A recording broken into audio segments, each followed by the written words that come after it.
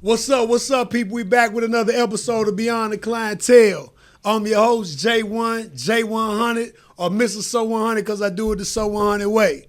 And today we got a special guest in the building, man. We got my nigga, man, Mr. Trey Drizzle in the building, man. Yes, what up, sir. Trey? What it do? 3D Ho, what's poppin', man? Yeah, what's man. going on, my boy? Hey, man, look, first of all, let me say, bro, I appreciate you for blessing me with your presence, brother. Yes, you know sir. what I'm saying? I fuck with the platform. This Man, joint lit, that's This what's joint lit. up, man. Hey, This joint lit, man. Man, it's been a minute since we chopped it up. Last time we were doing business, you was getting the pole for you. Work the Man, pole. you were working Bitch, the work pole, the pole. man. Hey. Bitch, work the pole. So when y'all Bitch, see the work pole, just know we ain't collaborated on that way back. Yes, sir. Shout out to my boy, Famous Animal, man. Yeah, You know? Famous Animal had that. Man, you the only nigga that had a pole on that joint still to this day. I started a think. little trend with this shit. It's all For real, good, though. for real, man. Yeah, So, yeah. man, first thing I want to do, Trey, is just man, let the people know what it is you bring to the little good, feel good industry, man. You know what I'm saying? I created my own little industry, right? Yeah. So anybody under the umbrella making people look good or feel good. So I know you bring that feel good music. Hell man. yeah. I know you bring that party I bring shit. the vibes, You man. gonna bring that vibe. I So bring the man, vibes. let them know that's what it is, man. I just pretty much, bro, I know how, I just know how people is. Like, I'm just like everybody else. I like to party. I like to have fun. I like to get money. I like to fuck with females. I like to hustle. Like, all this shit. I'm the same as everybody else. So, like, shit. So you relatable. Yeah, I'm can relatable. relate to So I just know everybody, how to put that shit to the track and bring that feel out. Of like, damn, I fuck with him. He on the same shit I'm on. You know what I'm saying? So I just like to have fun, bro. Honestly, That's what's on up. some real And I shit. noticed all the music that you do got that vibe to it. Like, it's always a party vibe in there somewhere. You know what I'm saying? That's all we got, bro. Like, man, we only got one life to live. So get what? Hey, man, I'm gonna have to live it to the fullest. Gotta live bro. it to the fullest. Live it to and the fullest. enjoy it, Have man. fun, laugh, kick shit. Just, you know what I'm saying? Don't be too serious all the time. Like, I had my time. I even got some serious. I don't never put it out though. I ain't gonna lie. Yeah. But I got serious music. I don't really put that much shit out unless I'm just, you know what I'm saying? In that zone type shit. I can dig it. You know, it's all good. I just like to have fun, man. That's what's up, man. Well, do this for me, Trey, man. Let the people know how they can tap in with you, whether it be, social media. If a nigga want to book you, how would they do all that? Put that all out there, man, so we can make sure we get that business out of the way. Man. Yeah, pretty much all my social media is like Trey Drizzle, like Instagram Trey_Drizzle, Facebook Trey Drizzle, I think my Twitter 3D_ho. Anybody? What is 3D what? 3D_ho. 3D_ho. Not no Chinese ho. I'm talking about ho in the corner. Damn right. I'm talking about hoes on the corner, you know what I'm saying? 3D_304 ho, whatever, you know what I'm saying? But and the Trey, just for put emphasis on it, the Trey is TREY. TREY. Yeah, because some people be like Trey they be without the Y. Yeah, out the Y, even AY. Like, It's TREY Drizzle. Yeah, Trey DRIZZLE. Yeah, if y'all want a book, hit me on my Instagram. You know what I'm saying? All my shit is on my bio, my email, booking number, all that shit. Just Trey_Drizzle. Hit me up, man. Hey, fuck with your boy. No doubt. Man, now we got that business out the way, Trey, man. Yeah. You know, this is Beyond the Clientele. You know what Beyond I'm the saying? motherfucking clientele, man. So shit, we want to get to know you beyond all the clientele, man. We want to get a little bit more personal with you, brother. I'm with you. What's You know what I'm saying? Yeah. Let me see where I'm gonna start with you, bro.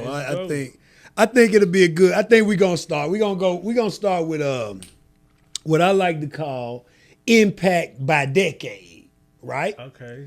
All right, Break it down. Now, the impact by decade is what I do. I want you to share an impactful moment, that the impactful moment in your life that stuck with you and molded you into the man you are today. But I want you to do it by decade, right? Yeah. So when I say by decade, I'm basically saying, like your first decade as a child, 1 to 10. Yeah. 10 to 20, 20 to 30, right? Yeah. But I want you to share an impactful moment during that time, you know what I'm saying, that molded you into the man you are today. And it don't have to be serious. If it was something serious, let that be. But I'm saying it could be a whooping from grandma that got your ass right, that you be like, I'll never forget that. You know what I'm saying? And we just gonna walk that down, man. And if it's more than one, shit, man, whatever you want to share. You know what I'm saying? Oh, well, off the rip, I could think of two. I'm gonna think of two. And we start with the first decade now because I want to walk it down. Somebody like it's a young nigga. Little boy, little Trey. Well, you know what I'm saying? People don't. Well, some people know. A lot of people know, but a lot of people don't know. I'm not from Memphis. You know what I'm saying? I wasn't born in Memphis. I moved to Memphis when I was 12. So okay. I think 11 or 12, one or the other. Yeah. I was like 5th or 6th grade, and so I'm gonna give you before I came and when I got to Memphis. I'm gonna give you two different experiences. So before I came, I grew up in Indianapolis, Indiana. Oh, downtown. Okay. Yeah, that's where I was born at. My family's from Memphis, but my grandma, my granddaddy made her move from Memphis to Indianapolis, and that's where she had my mama at. Okay. And my mama had me in Indianapolis, so that's how I was born. But my mama other siblings is from Memphis. From Memphis, okay. She's the only one that was born there. So, okay. So that's why, I'm from both cities. I'm from Memphis, but I'm from Indianapolis too. You know, right? What I'm saying? Originally, you from Indianapolis. Yeah, originally that's where I was born at or whatever. So let me see, life changing moment. Yeah, right quick, bro. Check it out. Oh, okay. I gotta get you right. We gonna cut that out. I just want to get you right before we go too far. You want me to answer YP? Go ahead. We'll cut all that out. Yeah, we'll cut all that out. What's up, bro? 2887. Hold on. 2887 South Mendenhall. 2887 Suite 5. South Minden. Suite 5. And let him know, hey, the door unlocked, bro. When you come in, come straight to the back room. We in the back room. Just open the door kind of quietly. We in session. I just texted to you, bro. All right. Yeah. All right. We just going 3, 2, 1, and you just pick right up where you at, and then we going to cut that whole little piece out. I just saw that. I was like, I ain't going to let my nigga go through the whole thing. Yeah. All right. 3, 2, 1. Bam. And you got you say your mom was born in Indianapolis, and you were born in Indianapolis, and then go get to that impactful moment that happened. Shit, whether it was there before I came here, my mama was on drugs and shit. Okay. I'm the oldest of the 5 siblings, so my mama was on drugs, and my granny, we stayed with our granny. And my mama was on drugs so bad, she was on and off it. She wasn't just strictly on it the whole time. She'll get on, then she'll sober up. Yeah, she'll get on, then she'll sober up. And every time she get on, we be forced to go to my grandma's house. You know what I'm saying? Right. And she pretty much took care of us and shit. And the very last time my mama was on it, my granny was just she came we had an apartment and shit. My granny came. My mama was selling our TVs and microwaves and shit for the shit and shit. Yeah. And my granny came over and saw us and see how what was going on. The living she was like, what the fuck? She beat my mama ass right in front of us. For real? Hell yeah, beat her ass, drug up at the house, got us. Why is you doing this? Why is you doing this and shit? And took us to her house and we pretty much moved in with my grandmama because my mama at that point we left the house, everything still at the house and everything. She y'all coming with me. Left all our clothes, shoes, beds, nigga, everything. Just went to my grandma's house and it was I want to say this was I don't know what year it was, but my grandma was my mama had, but then she put her in rehab. And my granny, I was the oldest. I'm the oldest out of my siblings. I'm probably 2 or 3 years older than my next, my sister's the second oldest. Yeah. And all my cousins that's my age was in Memphis. So I pretty much was the leader there because I'm the only one that's like, I think I was a teenager then or whatever. Yeah. And she like, I'm finna send you to Memphis. With everybody else. And I'm gonna see you in Memphis with everybody else. I'm gonna be the youngest then, because all my other cousins are older than me. You. Yeah. I'm the youngest one. I'm like, you finna send me to Memphis? Yeah. I'm like, she like, yeah, like woo woo. So shit. After that shit happened, probably like 2 weeks later, shit, she sent me on the bus to Memphis and shit. I've been here ever since, bro. And it's like life changing because my siblings, like, to this day, I mean, we got a bond, but they kind of broke. They broke their bond. They broke their bond. Yeah. And we somewhat trying to build it back up now that we grown. Yeah. But that little gap kind of. Because you were big bro. I was big bro. So you pretty much was their protector. You right there. You probably was doing a lot of what mama should have been. You probably were taking care of them. Yes, taking them baths. Yeah. Feeding them at night and taking up for them when they get to fight when people at school and shit. Like, they lost all of that when I came when here. you left, yeah. And so it's like, tell me this real quick. Was it, you said your next oldest was a sister. Yeah. Was it any boys? Yeah, it's 5 of us. It's me. It's 3 boys, including me, and 2 girls. Right. And it's me, girl, boy. And that's the order of the age group. So the 2 brothers are the youngest, and the 2 sisters is right behind me. You know what I'm saying? So I know that was tough for them to watch you leave. They ain't got no big brother no more. Like, they, you know what I'm saying? All they got is sisters, and you know. And they was basically depending on you because mama was in her situation, so they depending on you more so than anything. Man, it was hard coming here. Like, I ain't gonna lie. Like, I was kind of happy because you out of that element. I'm out there. I'm escaping like hell. The situation. I'm escaping the situation, but it's like, yeah. I'm leaving my folks behind. Damn right. You know what I'm saying? I can imagine that. It was like that's like a bittersweet. Like, I get to go, but they got to stay. And talking to them now, they thinking that like I had it. Like I you had it made. I had it made. Like, yeah. Like, you just left us and we struggling because after I left, right after I left, the government wouldn't let my grandma keep the kids, and they end up going to the foster care. So I just missed it. Coming here, I just missed it. Oh God. And you know how that shit is in the foster care. Motherfuckers be molesting motherfuckers treat motherfuckers like some people just want the check that come with it. They want that check. You know what I'm saying? So they had to go through that. And me hearing the stories, and you hear and can't do nothing about it. I'm a kid. Yeah. You know what I'm saying? I ain't even in high school yet. I'm like in middle school. Damn. Like, damn, bro. Like, you know what I'm saying? So that moment there, like, I know that was real impactful. Yeah, that fucked me up, and it kind of like, I don't know. It kind of put me in like into like a holding shit back. I want to like talk to people. I want to express myself and shit.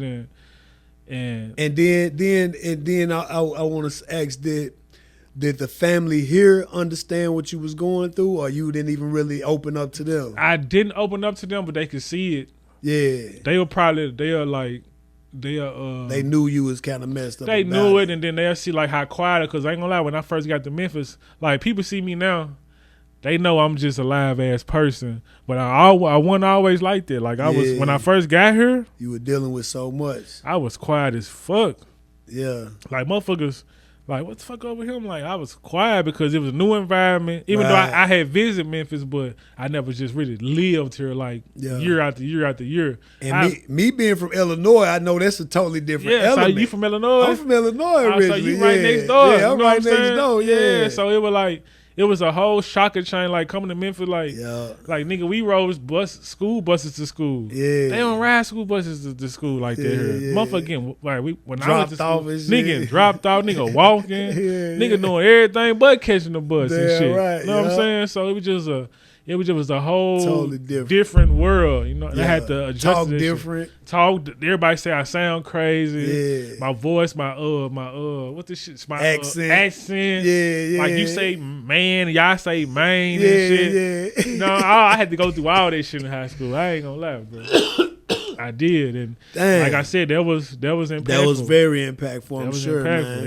Yeah. So going into your next decade, what would you say once you got into? I'm sure you said that you were probably a little older, middle school, but in that next decade, which is 10 to 20, man, you go through middle school to high school, high school to graduating. You know what I'm saying? You go through those stages, so I know it was some impactful moments in that time for you also. Man, share some of them moments with me. Impact from high school to like fresh out of high school. Yeah. It really, like, I would say the decade after. Really? Would be because you still a kid. Yeah, so pretty much the same shit I was going through when I first got here in middle school and shit. You were still dealing with that. I was still dealing with that. Yeah. You know, the other shit is just regular, normal shit. Regular, yeah. You get the first time you get some pussy, get a girlfriend, learn how to drive, how you gonna make some money and shit, playing sports and shit like that. All that shit was almost normal. Yeah, it was normal. You gotta go through them. Yeah. I would say the decade after was when it got real. When it got real, when you first get out of high school. Yeah. What I'm gonna do? What you finna do with your life? Ooh. That's the crucial part. Like, that's crucial right there. What I'm gonna do? Like, so tell me this. Check it out before you get into it. I want. Look, it's crazy you say that because it's like, because right now you're the only child out of your mom's kids that done came to Memphis. Yeah. So you didn't get the. I don't know how was your mom doing at that time? Just say like once you graduated, how was she doing?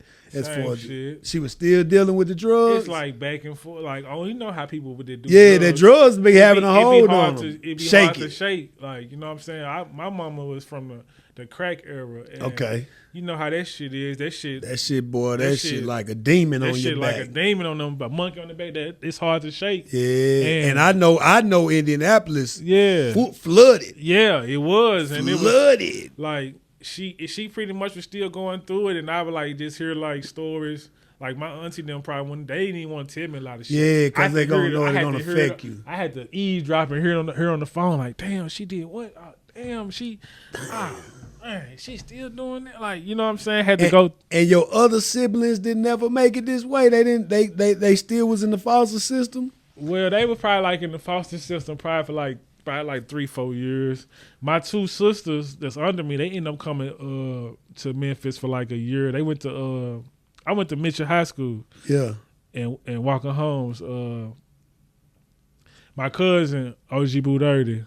Okay. It's my blood cousin. For real? His mama, that's my mama. My boy. Yeah, his mama, my mama are sisters. Okay. Yeah. So my two little sisters ended up coming here for a year to stay with her. Uh-huh. So they was in the same household as him. Okay. Like when I think he was a senior, and they were like in probably like 7th, 8th grade. Yeah. They stayed with him while I stayed with my other auntie. Okay. So I saw we went to school together for like a year. Okay. You know what I'm saying? But they was bad as fuck. That foster care fucked them up. Fucked them up. They were fighting every fucking week. Yeah. Every week it was a new fight. Like, damn, Brittany fighting again. Damn, Tasman fighting again. Like, damn. Like, you know what I'm saying? But people don't know their story. Yeah, they don't know their story. Yeah, their background make you like that if you've been through so much. So for with them, they get like, you know how they weren't used to. Memphis is a checking ass city. Yeah, you talk. Yeah, see where we from. Yeah, no. Nah, these motherfuckers, soon the motherfucker check them is going down. Yeah, every time, like, damn, you know, Brittany got to fight. Damn, she got to fight. Soon as they say so sideways. Yeah, them folks, that shit was like, they couldn't handle that shit. They couldn't handle that shit. So they ended up going back. They had to go back. They got my back. team was like, y'all bad as fuck. I can't keep going to school with y'all motherfuckers. Going to school, keeping y'all motherfuckers out of school and out of suspension and shit. Yeah. So they stayed for like a year, you know what I'm saying? And they had to go back and shit. So when they went back, did they go back to grandma? Nah, they went back to grandma. Once they got out of foster care, pretty much. They was out of it. They was out of it. They was with like my one of my cousins ended up taking them in, taking one of my brothers in. And my grandma took my sisters in type shit. So it was like a family, like collective. Like long as they were with family. Yeah, they were with family. Yeah. Yep. So I just was wondering about that. So boom, you merge into these 20s. Yeah. You done graduated high school. Yeah. And now you got to figure out what Trey about to do. Man, it was the whew. Now tell me this: did you have any type of influences or anybody? The streets. The streets was your biggest influence. The streets, you gotta You think. didn't have nobody telling you go to the military, go to college, go to none but the streets. Cause that's where I'm from. I grew up H Block, Harahan, nigga. Moneybag Yo. Yeah. We from the same hood. He grew up 2 houses from down from me. We both on Harahan. You feel me? Yeah. But I'm a little older than him, so I'm just giving you a vision. You see the stories he talk about. I'm with it. And I'm a little older, so I can tell you even more deeper stories. Yeah. We was the streets fucked us up, bro. Like fresh out of high school, because in high school niggas were hooping, basketball player. Niggas thought they gonna go to college, hoop, all this shit, but real life hit your ass. Reality damn. Niggas in the streets, you know what I'm saying, and pretty much it was like the dope boys. Nigga looked up to the dope boy. Nigga seen them ride new car. I want a new car. Niggas riding this time niggas riding Cutlasses and all that shit. I want a Cutlass, nigga, on foes. I want this, and this. That's what you want. You see fast money. That's what influenced. That's how you want. That was our influence. So when I first got out of high school, of course, a nigga worked a couple of little jobs just to keep some money in their pockets. But my goal, which was one right, I ain't gonna glorify it now. Yeah. But nigga want to be the street nigga. Nigga want to get that pack. Nigga want to be on the block. Nigga want to be, you know what I'm saying? You know the bad bitches, all the bad bitches want the dope boys. Yep. That's all nigga want to do. Like, you know what I'm saying? And then this time, Gucci, Jeezy, Yo Gotti, Plies, these was the niggas. These are the niggas. These the niggas. So we want to, you know what I'm saying? This is what we want to be. Damn you know what I'm saying? So that's pretty much was my early 20s, you know what I'm saying? So share a moment in that time, like something that happened during that time, 20 to 30. Like share something that was super impactful.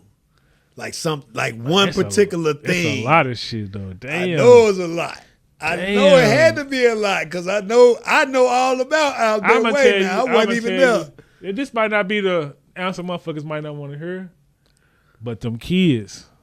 Having a kid, it made life real. It made you see it different. So you didn't have kids till you was in your 20s. I didn't have my first kids till I was 21. Okay. I was 21. So that's definitely okay. That's definitely impactful. Yeah, that motherfucker like that's something that changed you into who you are right there. I got a kid. That motherfucker is mine. You had a little boy or girl? I had a little girl. Same birthday. On my birthday. Ooh. On my 20, like she was pregnant my whole 21.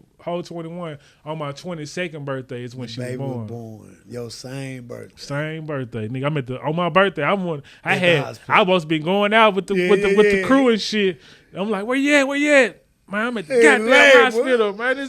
She finna have a damn baby, cuz. Y'all turn up for me though, bro. I'm gonna be there when the baby coming, nigga. I'm gonna be there when the baby come out, nigga. I'm there. Damn right. Never made it. The baby came in the world healthy. Good to go.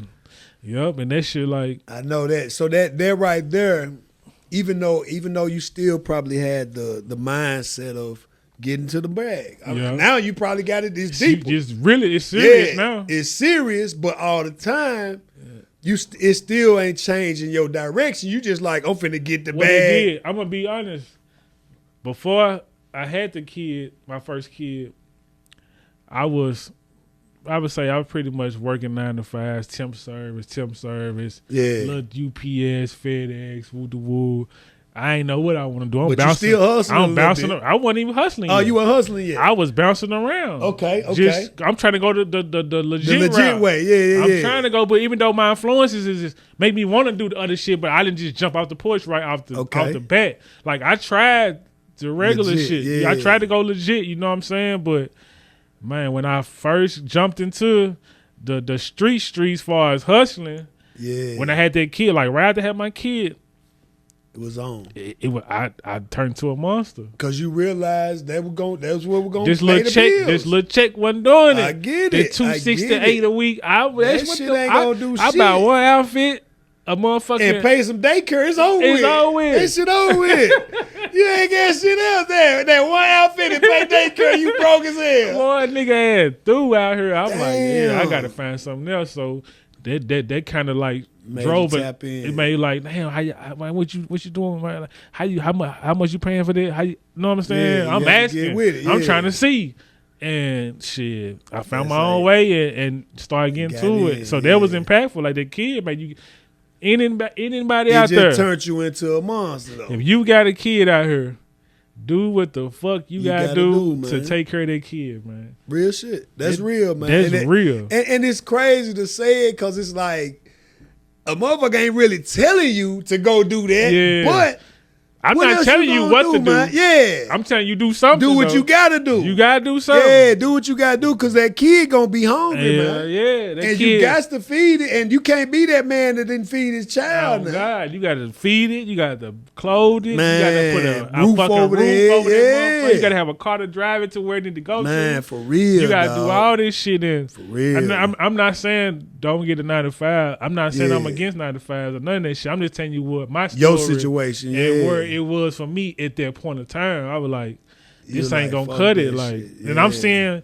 my cousins and shit. These niggas riding 6s and 8s, and they doing way more than just take care of baby than me. And they gotta wake up early in the morning and clock in and shit. I'm like, shit, that you know what? I'm finna jump in the same pool y'all in. Damn right. Let's get it for real. Yeah. So that kid did it. Yeah. So okay. Bam, we leading on up, man. I know you got this kid, so I know that took some changes in your life and took you through some twists and turns and just made you have to adjust to that shit anyway. You know what I'm saying? So fast forward, did you have any more in your 20s? Well, that's when I started rapping. No, I'm talking about, did you have any more kids? Did you have any more kids in your 20s? Hell yeah. Okay. Hell yeah. I got How many in that window? I don't know exactly what age. Okay, so trend is okay. So my first kid I had one 2 years later. Okay, so they 2 years apart. And then they 2 years apart, and then the next one was, I want to say, like 5 years apart. Okay. Yeah. So that's later in your 20s. Yeah, so basically you had 3 in that 10-year window. 3. Which by are one all girl. Impactful. By one woman. One girl. By all. I wasn't no hoe. I wasn't out here fucking everybody and dropping that dick off and every motherfucker. I wasn't doing that. I wasn't. You know how niggas motherfuckers be like, you got 3 kids. Yeah, with one woman. Yeah. You know what I'm saying? Soon as I got done with her, I fuck with other girls. You got 3 kids. Same woman. How many baby mamas you got? One. Fuck you talking about. I ain't no. I ain't no hoe. She just making like you out here reckless with the mind. Dropping dick off on everybody. Now I got one baby mama. That's what's just up. one, baby. I'm sorry. I let you down, but I just got one. Mama, man, for real. That's beautiful, man. Yeah. So I'm sure though each time you had a kid, I'm the father of 6, so I can relate. Every time I had a kid, it made me want to adjust my life in some shape, form, or fashion. Yeah. So I'm sure every time one drop, it's like you revisit that first moment again. All right, what I got to do, what I'm finna do, you know what I'm saying? But guess what? There's more money. More money. Damn right. Because you can't take from that first one. You got to keep giving to that one. You need more money. Now you need some more. You need more cash, nigga. You got to best more diapers. Man. No more tennis shoes. Damn right. No more clothes. You got to keep everybody happy. Hell yeah. For real. You can't do for one, you want to do for the other. Nope. You can't when you buy one shoe, you got to buy 2, 3, 4, 5, how many you got. You got to do it. Yeah. You know what I'm saying? For real. So, boom. All right, we get out the kid zone. And you say you started rapping during that time. Yeah, I started rapping. Like, I was doing it for a hobby, like, probably right before. I would say, like right at the same time I had my first kid. Like, this when I first started. So you had tapped into it then? Yeah, I had tapped into it. Niggas were doing it for fun. It was back in, this like 2010 or some shit like that, 2011. Yeah. Niggas was just doing it for, like, fun. Nigga was just doing kinda it just like a pastime. Me and YP, this my nigga. But it's been my nigga since I came to Memphis in 7th grade. Yeah.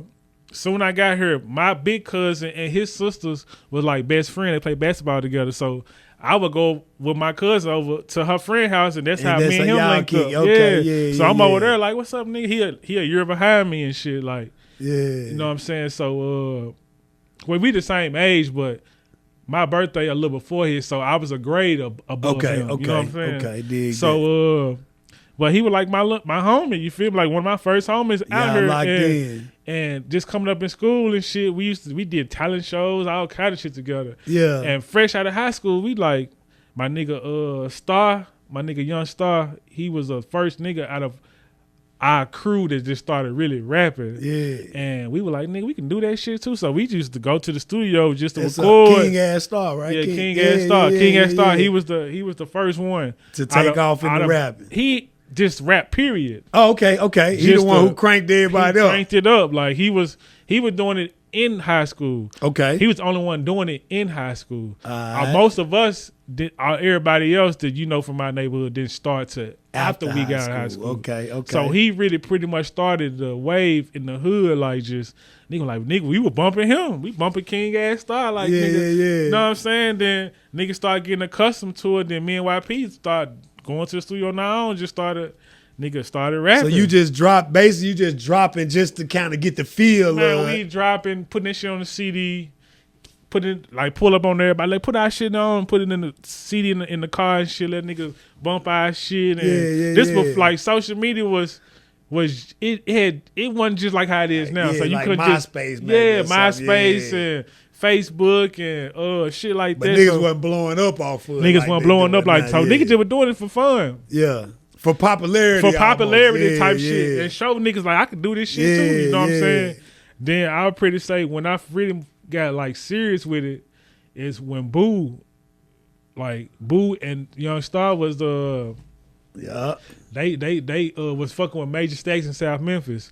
They was a little hood record label or whatever and putting money behind them and pushing and shit for them. Yeah. And I'm like we all came up together. So if y'all the two niggas who rapping, we with y'all. Like damn right. Even though I'm not like because y'all from the same hood. Yeah, we from the same hood. So instead of us pushing ourselves or trying to do it ourselves, we behind y'all. We got they t-shirts on in the club. Yeah. We, you know what I'm saying? When they performing, we in the crowd jumping and live and shit. Yeah. Until a nigga started getting serious. When niggas started getting like people started telling me and YP like y'all niggas actually good. Y'all need to do this shit. Create y'all own. Yeah, keep create y'all own shit. So I'm like, damn, for real. Then shit, Boo put me on his first song. Well, put me on my first song, called Dog Ass, and that motherfucker took off. Yeah. You know what I'm saying? Me, him, and Ace Boogie from North Memphis. We Ace from South Boogie. Memphis, so it was like it was bridging North Memphis and South Memphis together. Yeah. And shit, nigga got a name. Then now that's when Trey Drusser had a name. That's when it came. That's the to first fruition, song. Like, I had a name, so I'm like, I can do this shit. This shit easy. You know what I mean? This shit ain't nothing. And shit, from there, I started taking it serious. After that shit, you know what I'm saying? Been pushing it since. I've been pushing like, I didn't really get like dropping CDs and shit like that. I didn't start doing that shit until like years later. But I'm just saying you got serious about the craft that's when I had my name. Okay, you know what I'm saying? Yeah. So. That's what's up, man. Yeah. That's dope. I didn't. Now that you just gave me something I didn't know. Your first song that hit the scene was on with BooDirty. Yeah, with BooDirty. And it called what was it called? Dog Ass. The city, no. I think I know it. The Dog Ass. What you is be it? my in the shit. With, I know it's like, and these hoes ain't in with my dog ass. And them hoes like ticks with my dog ass. Yeah, I know that. Yeah. With my dog ass.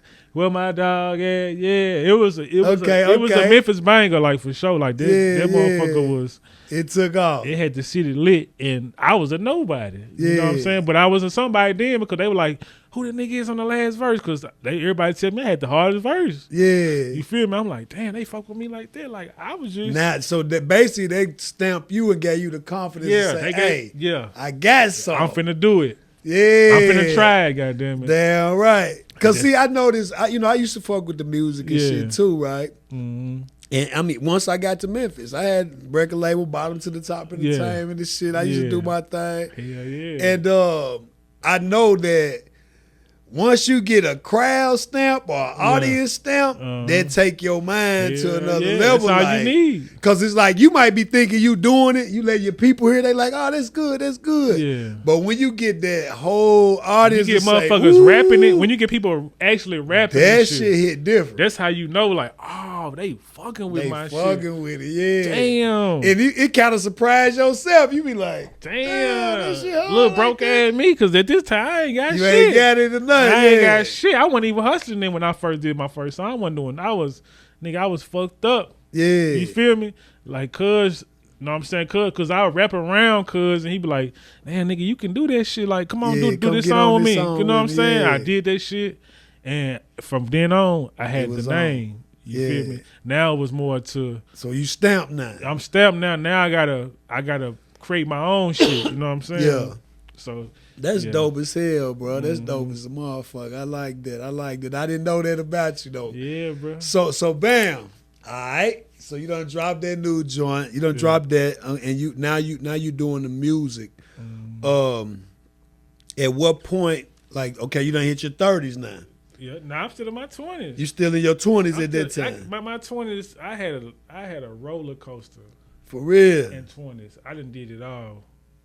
Like when I first started rapping, it was like what 22, 23. Okay. When we first started, this is 2011, 12ish type shit. Okay. And then right a little after that shit, that's when Boo started fucking with Curtis Givens. Yeah. And he was fucking with him when OG, not OG, but Get 'em G and all that. What's the she Dude free, Think He Live and Dude all Think that. He Live, all that shit. He was with Curtis Givens around when this shit I remember came out. that. You know what I'm saying? So at this time, I'm playing the back seat because we pushing Cuz. You feel me? We trying to get Cuz to the promised land, so. Cause he gonna bring everybody. So he can bring everybody. Damn right. You feel what I'm saying? Damn right. And so that's pretty much what nigga was doing.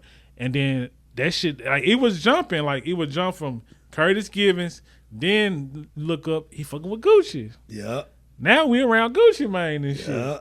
And all this shit. And I'm like, this my favorite rapper. Yeah. Out of everybody that's with us, these niggas was mostly Jeezy fans. I'm like the really only Gucci fanatic. Yeah, you know what I'm saying? Yeah. And this nigga signed with Gucci. So it was like, that was a eye-opening ass shit just to go around. That let you know that it's possible. It's right here. Yeah, it's in your hand it's right now. Here. You work hard enough, you can get this shit. You know what I'm saying?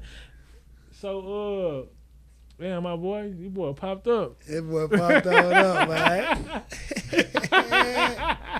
Hey, man. That boy popped up. But yeah, though, so that right there lets you know that it's feasible. Like this shit can really go down. Yeah, he got around Guwap, yeah. They were like, yeah, this shit here.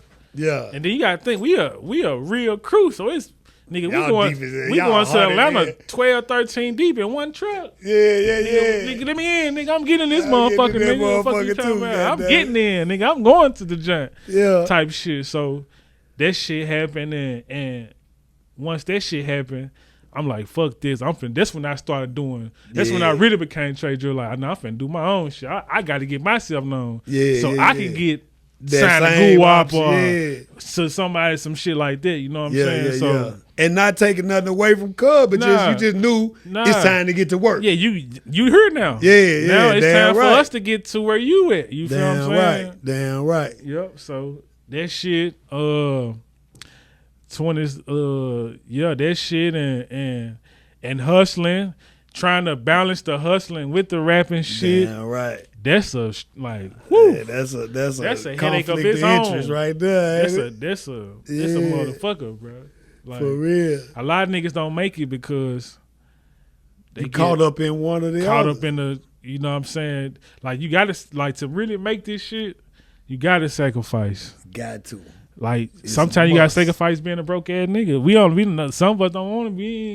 Ain't trying to be no broke ass nigga. Especially when you got a plug. When you got, you know what I'm saying? On God. When the options is on the table, you want to get your bread. And that's why I fuck with Big Bank them podcasts, bro. Cause I heard them say some shit like they done brought this topic up plenty of time. Like it's so hard to hustle and to rap when like most people rap to get the money.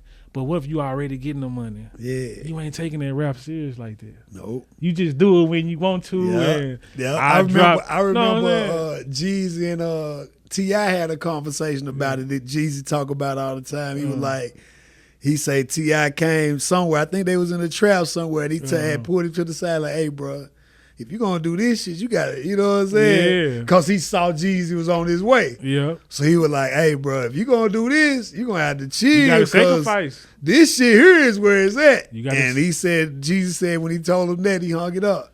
You gotta sacrifice, bro, because and went on ahead and pressed go on the music and shit. God, because that shit, you know how this shit go. Yeah. Just in the streets. It gonna create a problem. It's gonna create a problem. It's gonna sometimes gonna stress you out. Yep. Some shit might go wrong. Yep. You ain't got the energy to you know what I'm saying? Everything is low. You don't want. Sometimes you might like fuck this rap shit. Bro. Damn right. Especially if your money something going on with the bread over there. You like, hold on, shit. Fuck the studio today. I gotta get this bread right. It ain't a coincidence. Most people who make it rapping, he broke as fuck. Yeah.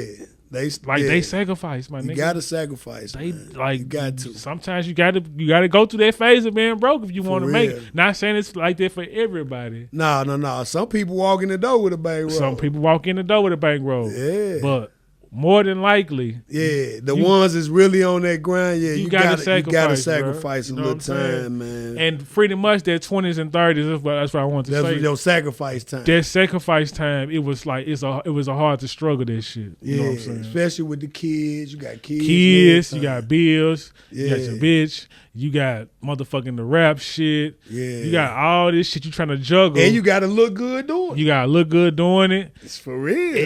It's a struggle trying to balance all that shit out in one time type shit. So no doubt. So okay, we finna tap into them 30s then. Yeah. Now we hear it now. The 30s for sure. This is it. Yeah. So when we tap into them 30s. Yeah.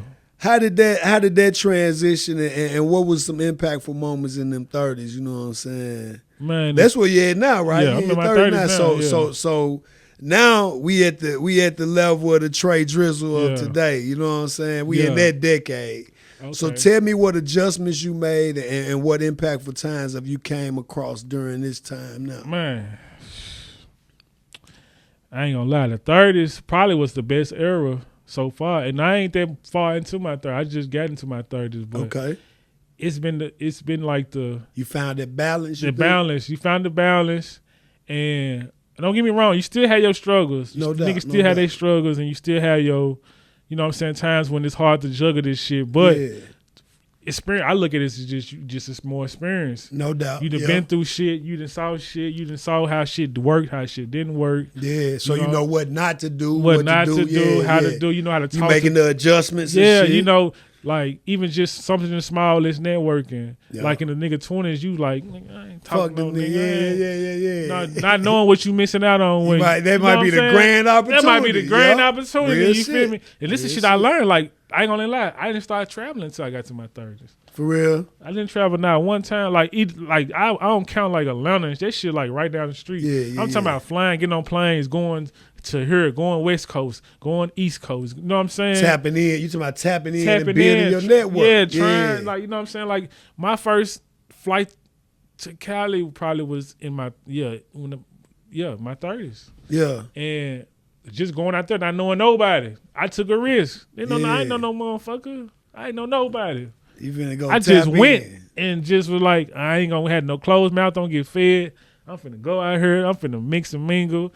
I'm finna, you know what I'm saying, and change the nigga life. Just being able to travel. That's why I always tell my friends, my family, everybody, man, travel, bro. Go somewhere, Meet people from different areas. It opens your mind up. Yes, it opens your mind. You see new shit. You see new, even small thing is dressing. You seeing new different ways to swag. You hearing new music. You go to new environments. You know what I'm saying? Just, you know what I'm saying? Just a whole new everything. So, nigga, when they got to their 30s, he just started. That's when my traveling era. Where I started traveling and just getting outside of the box of Memphis. Like I love Memphis, but you got to get the fuck up out of here. You know what I'm saying? Not saying you got to leave and stay gone. Just open your mind. But you got to get up out this motherfucker and see some more shit. So when you come back, okay, you see what you're not doing. You see what you need to be doing, and you know what I'm saying. Just open your just eyes to everything. You know what I'm saying. Even tapping into how different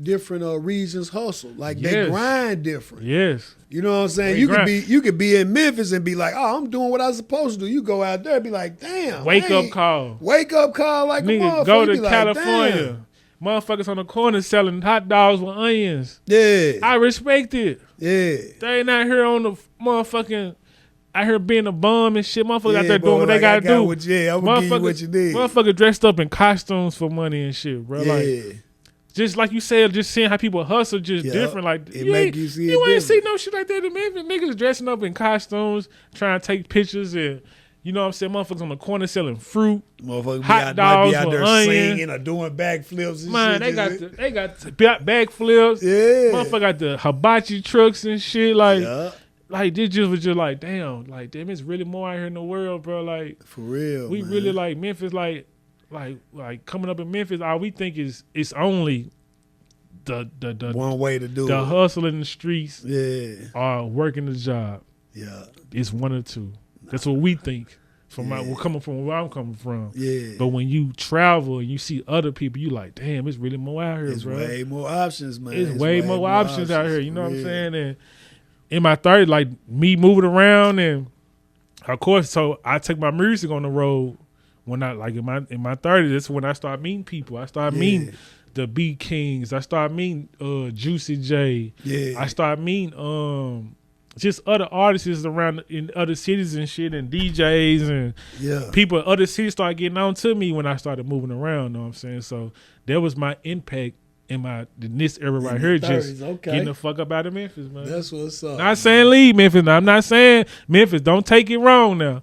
I love my city. For sure. I love the people in my city. Yeah. I mean, but anybody that's hearing what you saying understand. Yeah. You know what I'm saying? Yeah, cause you know how some people be on, they on be the internet. closed-minded. They but be like, most of the time, that be the motherfucker that ain't never left. they And don't never- plan on and never they don't leaving. know. They don't know. They don't have a clue, They man. don't That's have what happens. Don't have you a know? clue what's going on outside this motherfucker. Yeah. So I mean, you can't please everybody, but Yeah, like this, like I said, this era here just let me know like how important like you networking, start building your network. That's what's networking important, and traveling, man. Getting your ass up out of here, bro. Yeah, and going to see, like you said, going to see them other ways of doing it, and yeah, establishing relationships with people. Yeah, bro. That should be important. This shit here, like, the Memphis is it's cool. Yeah. But it's too You much. gotta do It's too more. much. It's too much. It's too much motherfucking bullshit going on around here, man. Yeah, and it's too much more world out there. There's Though. too That's much the more key. world out here. For real. You know what I'm saying? So I just encourage everybody, bro. If you ain't been out the city, get your ass up out of here, man. What the fuck you waiting on? And you can take that same grind that you got here, yes. and just take it somewhere else, and Yeah. and you can expand it just with that. Because you know what I'm saying? y'all don't know, Memphis lit in other cities. Lit, If you go to yeah. another city, you say you from Memphis, get what? They fall in They love. on your they in love. fall in love, They like for you from real. Memphis. Hey, is that for They want to ask all the The questions. first and question.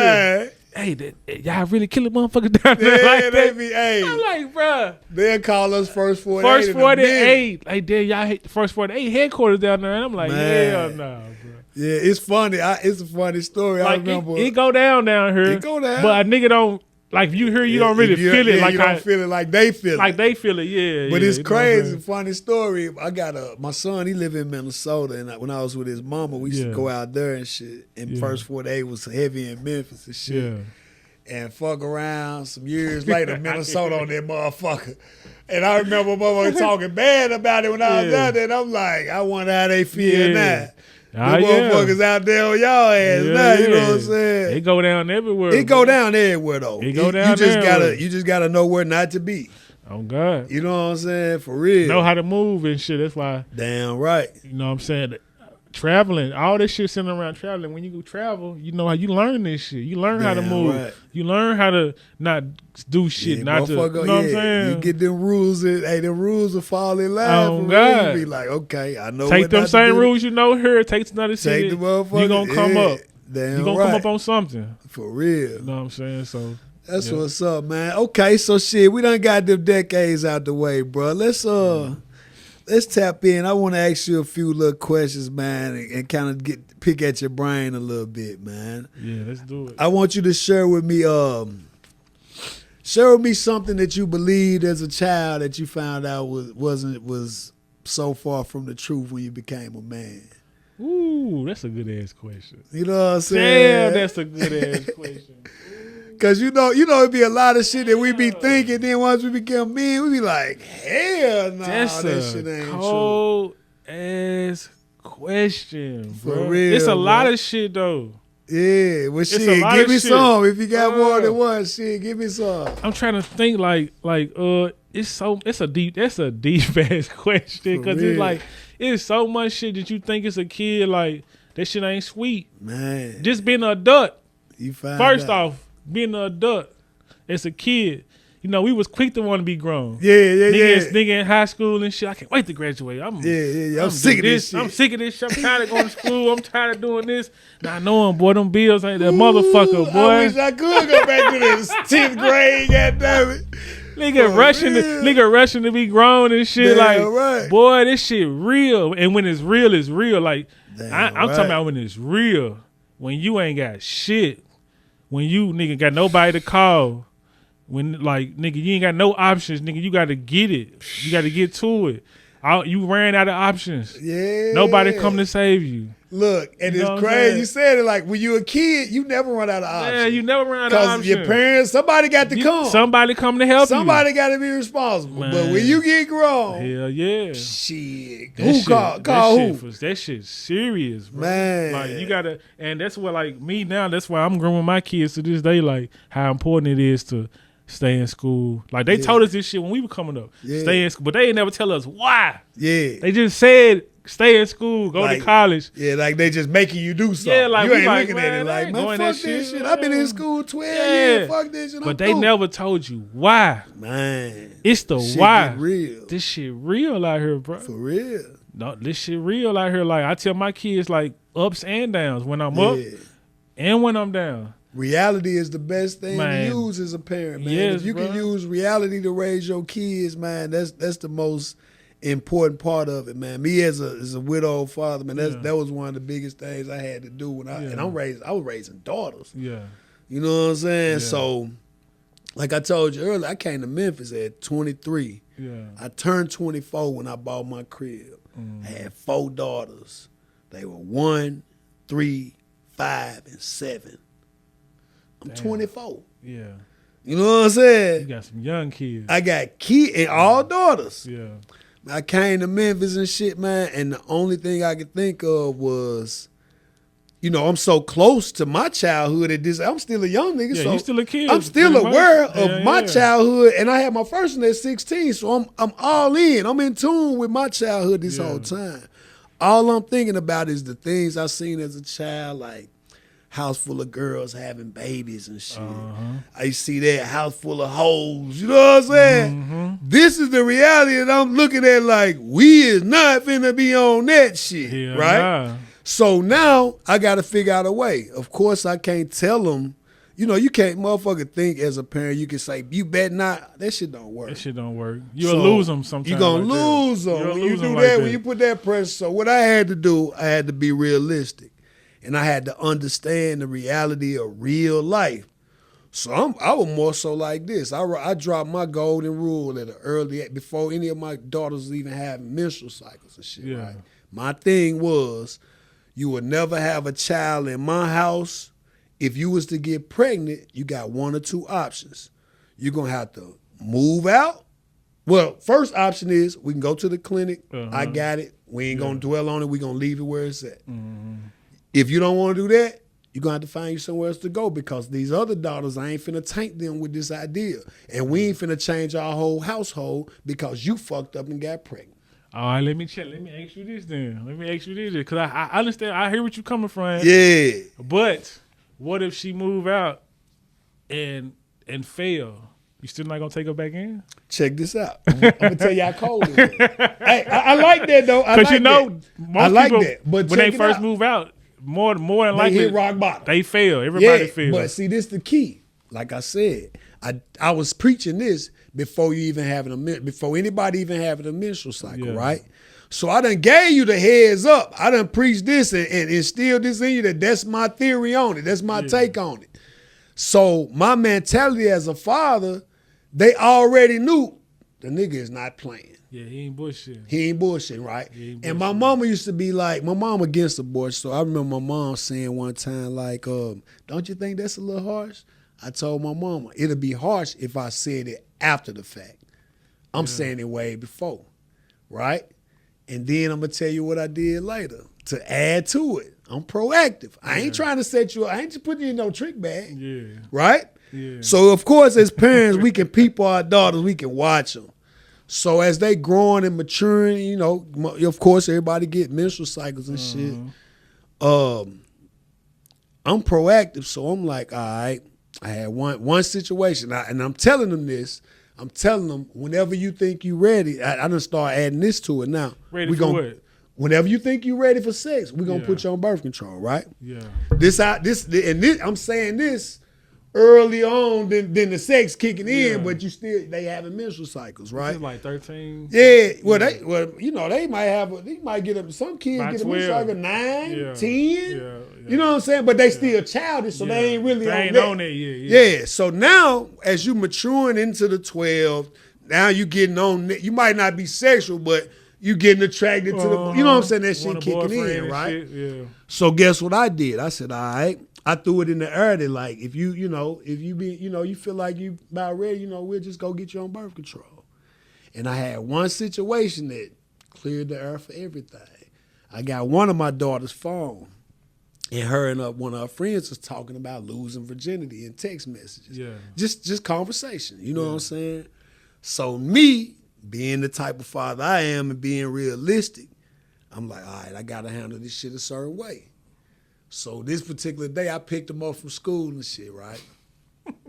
I take everybody home, and I told her, stay in the whip with me. We finna go do something. Yeah. So I took her to Baskin Robbins, bro. This no lie. Yeah. Took her to Baskin Robbins. We got some ice cream. Got back in the truck. I said, I bring up the conversation. I'm like, so you think you ready? Now, mind you, this daughter had a boyfriend from 8th grade all the way to the time we talking about this, when she probably was in the 10th grade at this time. But both of them, he was a real little good kid, you know what I'm saying? And it was all good. They had their little relationship going. So I'm like, all right, cool. So I bring it up, and we tap into the conversation, and I was like, you think you ready? And she was like, well, nah, but and I'm like, all right, don't worry about it. It's cool. I'm going to set you an appointment. So when I did that with her, and mind you, she was my 3rd oldest in the house, right? So the other ones out of school by this time? Nope, that ain't everybody's still in the house. But my oldest daughter, she's gay, so she wasn't a factor. And my other daughter, the second oldest, she just wasn't on that. Yeah, this daughter was the one that you know how you can read them. Yeah. So she the one more the girly, she got the boyfriend. So I'm like, okay. So boom, I take her. Get on birth control. So this stamped me right there, like, oh, he's standing on it, he for real. I ain't do no tripping. Yeah. Cause if I would have tripped, that's gonna be the red flag for everybody else. Ain't nobody gonna trust me. Yeah. So I handled that so good that it worked out. So bam, I get her on the birth control. I get my other daughter, my baby girl, and my second oldest at this time, she finna go to the Army. But she got, like I said, you can read them. She got a different mindset. She ain't gonna let no nigga play with her. Yeah. She on that. Yeah. So I'm like, cool. So I let her handle hers. Like I say, my oldest gay. My other two, that now me and my wife together. I got my stepdaughter. Yeah. All 3 of them get birth control. Yeah. Implants. Yeah. Last 3 years.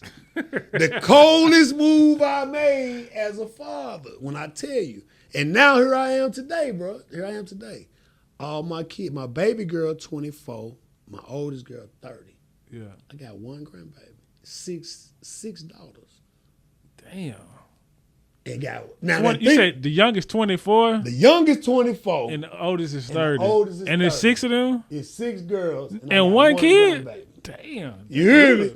So that right there is because of my strategy. My other daughter in Maryland was with her mama. They was on her mama and I saw eye to eye on it. Same thing. You brought the infrastructure there. Like. So now look, check it out. This is what it was. This is what it did for them. They did the implant. They got the implant in their arm. That motherfucker lasted 3 years. Yeah. So they got 3 years of that security blanket. Mm-hmm. Now, you probably turning 18, 19. You making the decision yourself now. The only reason I got a grandbaby now, because the implant in my baby girl, she was having complications. had to go get it taken out. Her and her boyfriend live together. Yeah. Of course. You know what I'm saying? They live together as old. Yeah. So that's that, and that, I always share that with fathers with daughters because a nigga would really think that he can control that shit. And one of the most natural things a child gonna have is sexuality. You know what I'm saying? That come before college. I got another question then. Go ahead. So, did you ever let the boys like come over, spend the night, shit like that? Nah. Ain't never spend the night. You come over. I was allowed them to come over. So it's like a curfew. Mm-hmm. I'm just trying to see because I ain't 30. My kid, she down there. She how old is she? She 14. My oldest 14. It's time. It's that time. It's time. Yeah. It's time. And just and like I said, what it does, it basically protects you because that's your biggest fear. Yeah. See, people are getting misconstrued. The sex ain't the scare. Yeah. It's what come with it that we scared of as a parent. I mean, initially the sex is the scare though, because it's because they young. Yeah. Because they young. But that's why I say the realistic part of it, man. The realistic part of it is protecting them before you it don't want happens. them babies in no because 17. they in that situation. When they hit that situation, they too young to think about it and protect themselves. And then once they get scared deep, to tell you too. Shit yeah. Like that. Yeah. So that's why I was like, I was just being real, and I always knew because I was a widowed father. Their mom passed away. I didn't want that on my watch. I didn't want it to look like, damn, look, they mama died. Look at this shit. Yeah, I didn't want that. You stand on business. So I was like, nah, this is what I'm gonna do. Yeah. I'm gonna be proactive. I'm gonna get in front of this shit. And shit, I ain't gonna lie, I ain't even think that far into it, but you man, that's the way, bro. That is the way, bro. If you got a daughter, take it into consideration.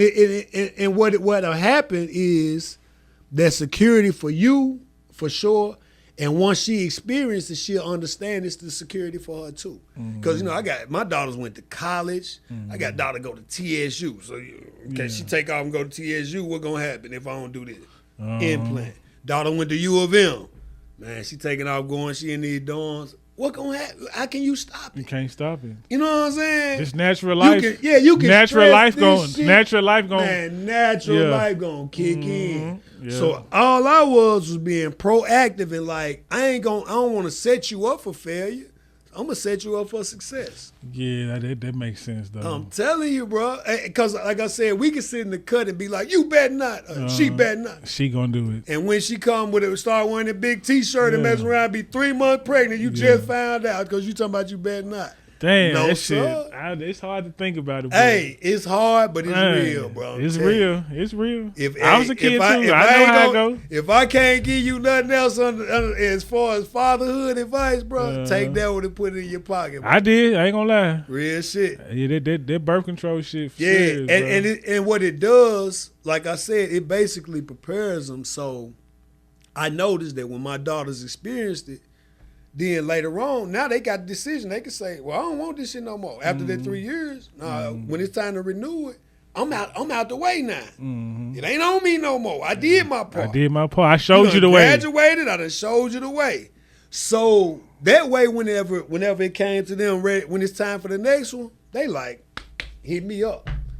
Because they felt that comfort. Because, it mess with their mental whenever they go through that process, get pregnant, they think they in love with this nigga and all that now. They mind to leave everything you raised them, everything you taught them. Yeah, because they soaked up. They soaked up. Yeah, they caught up. They buttered up. Man, they buttered up so good, so they throwed up. So now, instead of going through that process and making them have to deal with that thought, I was like, nah, I'm going to pull them over here to my side. Damn, that's some real, you put me on with that, though. I ain't never thought that deep, but it makes sense, though. Most of us do that because we almost feel like putting them on birth control condoning sex. Yeah. You don't have to condone sex. They're going to come natural. Mm-hmm. You know what I'm saying? Whenever they ready, they don't give a damn. And they ain't going to tell you. They're not going to tell you. No. They might tell their mama, but they ain't going to tell their daddy. They might tell her, depending on if she going to tell daddy. Yeah. You know what I'm saying? But mamas, a lot of mothers, and I'm not saying nothing against them, but a lot of mothers don't think like I was thinking. Yeah. Because a lot of mothers have,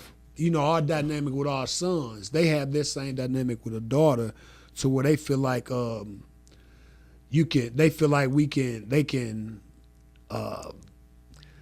change the whole narrative. You ain't finna do what I did or whatever. You know what I'm saying? They try to come in like that. They gonna do exactly what you did, mama. They gonna do exactly they or gonna worse. do exactly. You back that ass up, man, dude. Yeah. That child gonna back that ass up, man. Just like your mama. It's in her. Look, and it's crazy you say that. I just talked to my homegirl, man. She was like, Jay, I don't know what to do with my I said, I'm telling you what to do. Go put on birth control. Yeah. Quit playing like she ain't a little you. You know what I'm saying? She was like, I seen this girl text me. She talking this talk. I'm like, stop playing like this ain't gonna happen eventually. This shit. You gotta understand. Just accept it, and that way, when you be proactive, you can get out the way. When I done that, bro, I'm telling you, it eased my mind so good. Got 6 kids, 6 girls, one grandbaby, bro. And I ain't talking about no other abortion, none of that. One grandbaby. Oh, that's cold. You know what I'm saying? And I really know that to the fact that I was proactive. If I would have been proactive, ain't no telling what I would be in right now. Yeah. You know what I'm saying? I fuck with that though. That makes sense. For real. I never thought of it. I ain't gonna lie. This like a real you open my eyes up to that shit. Yeah, definitely consider it, man. I wouldn't say 14, but definitely 15, 16, man. Go for it. Just say fuck it. Well, I ain't gonna lie. I might do it. My little girl got a fucking boyfriend and shit. Okay, so. That's what I'm finna say. But he ain't like got to the point where he coming over to the house and shit like that. You know what I'm saying? If you allowing that, you should be open your mind to birth control. Yeah. Cause whenever I don't know if I'm ready for that yet. The little nigga come over and want to spend the night. I ain't never been with no spend the night. I ain't gonna lie. I spent nights in girls' house when I was a young When you was a young nigga? Yeah, see, I wasn't open to that shit. I just felt like some parents were though. I feel you. Some people were, and I'm talking about they high school. My daughter's her boyfriend parents used to be on some shit. I'd be like, that's what married. They want to take her to the grandma's 80th birthday party in Mississippi. They gonna be gone for the nah. Y'all doing the shit me and my wife doing this shit. Nah, she ain't nigga know what's gonna happen. You let them take him to that shit. Come on, man. Nah. So I was always you giving a young nigga the assist. He like this. I'm like, no, sir. So I was that type of father with it, man. Like, we gonna make these adjustments. And I just felt like if I approach it like that, it'll ease my mind in the end, and it really did, bro. And like I said, my baby girl who ended up having a baby, she was having complications with the implant, with the birth control implant. We were making her bleed for a long time. Yeah. And, messing with her cycle. So she had to get it out and get on pills and boom, boom, boom. Not taking the pills. And here we go. You know what I'm saying? Live in, boy. You know what I'm saying? So that's where my little grandbaby come in at. But I still, and it's crazy because and my wife would tell you, I predicted that she was going to be the first one to give me a grandbaby. Just in life. Because of how she was as a little girl and a teenager, she was always the babysitter for the family. When the family come to Memphis, we finna do it, she'll watch all the kids. She had that knack for babies and shit. So I knew in my heart she was gonna be the first one regardless. Yeah. Even though that I knew, they were gonna be grown, I just knew she gonna be the one. And she was. Parents got intuition, Man, we know that. You know your kids. You know your kids. You pay attention to them. You can sit there and pray in the cut all you want. Like, pay attention to your kid. They don't show you. Just like some people, parents, if your child is gonna be gay, you can see it. You can see that shit at an early age. You see the walk. You see the talk. Traits, You see them traits. You know what I'm saying? Some people be trying to be blind to the fact. Because my sister was blind to the fact one time. But my nephew was where he done there. It's a she now. You know what I'm saying? But at an early age, you can tell. You know what I'm saying? But she was in denial about it, and be like, sis. You can tell. Yeah. I mean, he might. You can tell. You can see that shit. You can definitely see that. And that's something that I always, some people be thinking that there's something, some type of learned behavior. Yeah. In a sense. And I feel like, of course, you can go through situations in your life that push you to that or whatever. But I do feel like it's a such thing as a birth defect. Yeah. Where a child, I've seen actually my same daughter that got the baby, right? One of my partners, one of my good friends, right? He had a nephew the same age as my daughter. Yeah. Now, if you got sons and daughters, you see boy in a boy. Yeah. You see it. You see they might be rougher. They gonna do. Then you see girl, they might be a little prissier, a little softer. When I tell you, his nephew acted just like my little girl. Yeah. I'm talking about his mannerisms. Like real young, like how like they probably like 3. My little girl was 1. Damn. They probably like 2, 3 years old. Yeah. And you seeing just how, because I got all these daughters. So you really seeing this boy literally acting like a little girl.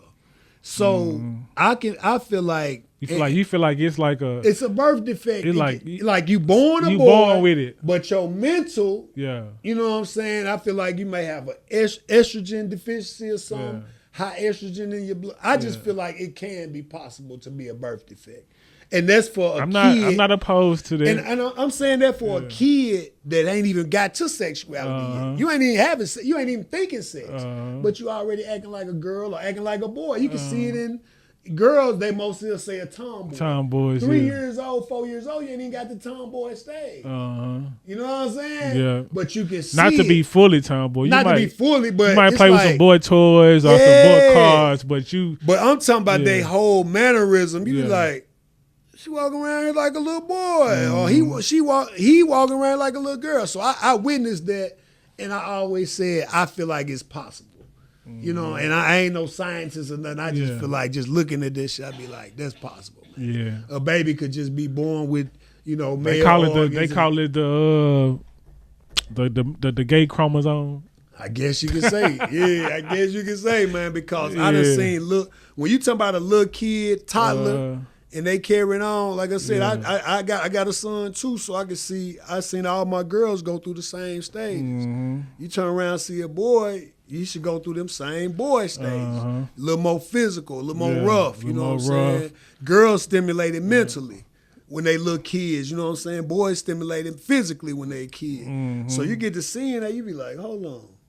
You can see that shit. Yeah, you ain't lying. No doubt. Yeah. Man, we gonna get off that, man. But I just wanted to share that with you. Yeah, I need that shit. Hey, Trent, your ass getting on motherfucking birth control soon, baby. Don't hesitate, bro. I'm sorry, but don't hesitate. Hey, man. Don't apologize. I ain't ready to be a granddaddy yet. I ain't trying to be a granddaddy. Not right now.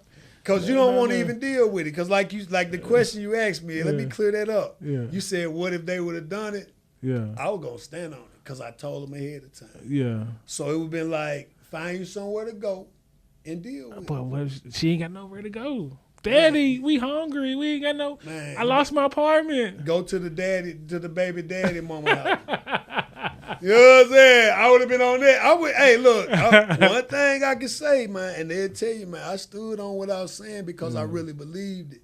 You know what I'm saying? But that's why I say they knew that at an early age that the nigga is not playing. I wasn't that parent that gonna say something. That tough love. Yeah, they knew. I ain't the one that gonna be saying this shit and then break whenever it happen. Nah, you remember what I told you, right? Yeah. So where we going? We going to the clinic? Yeah. Or we gonna take? You finna pack up and roll? You can take the clothes I bought you, but you got to roll. You got to get your ass. I know. I've seen where in high school I seen one girl have a baby. She had 3 sisters. It was 4 of them. She had the baby, the oldest one. Everybody having babies in the house. It just became like a domino effect. Yeah, that shit. Fuck their whole house. It be like this. Them crews of And girls. the daddy was a minister. Oh, man. Open the door for that be shit. The worst. Once he let us slide. Them be the worst ones. He let us slide, and it just a floodgates of babies in the house. I said, never in mine. In my situation, I'm like, then you got 6. You had 6 girls. So you like that shit can get ugly quick. Real ugly. You can go from 0 to 6 kids in one summer. In one summer, literally. And then even knowing like my wife's story. When my wife had her daughter, my stepdaughter, whenever she was pregnant. She had 2 first cousins. All of them was pregnant at the same time. All of them was teenage, like 15, 16. All first cousins. All of them had a baby. My stepdaughter and 2 of her cousins. They all was the same age. Yeah. All of them was keeping it on the low though. Didn't nobody know nobody pregnant. That's some cold shit. Fuck that. I was like, hell no, bro. You gonna hide that pregnancy. You a cold motherfucker. Man, shit. Shit, you got some big ass clothes on. Hide that shit. They hiding it that first couple months. Easy. Yeah. You know, they little skinny girl. Pop up. Next you know, boing. Too late for an abortion. I'm sorry, mama, look. Yeah. Wow. And most mamas, if you're in a single mother household, most mamas can't have that tough love like a father can. Mm-hmm. You know, like my mentality was pretty Yeah. good. I was like, shit, I ain't It's stuck the that yin and shit.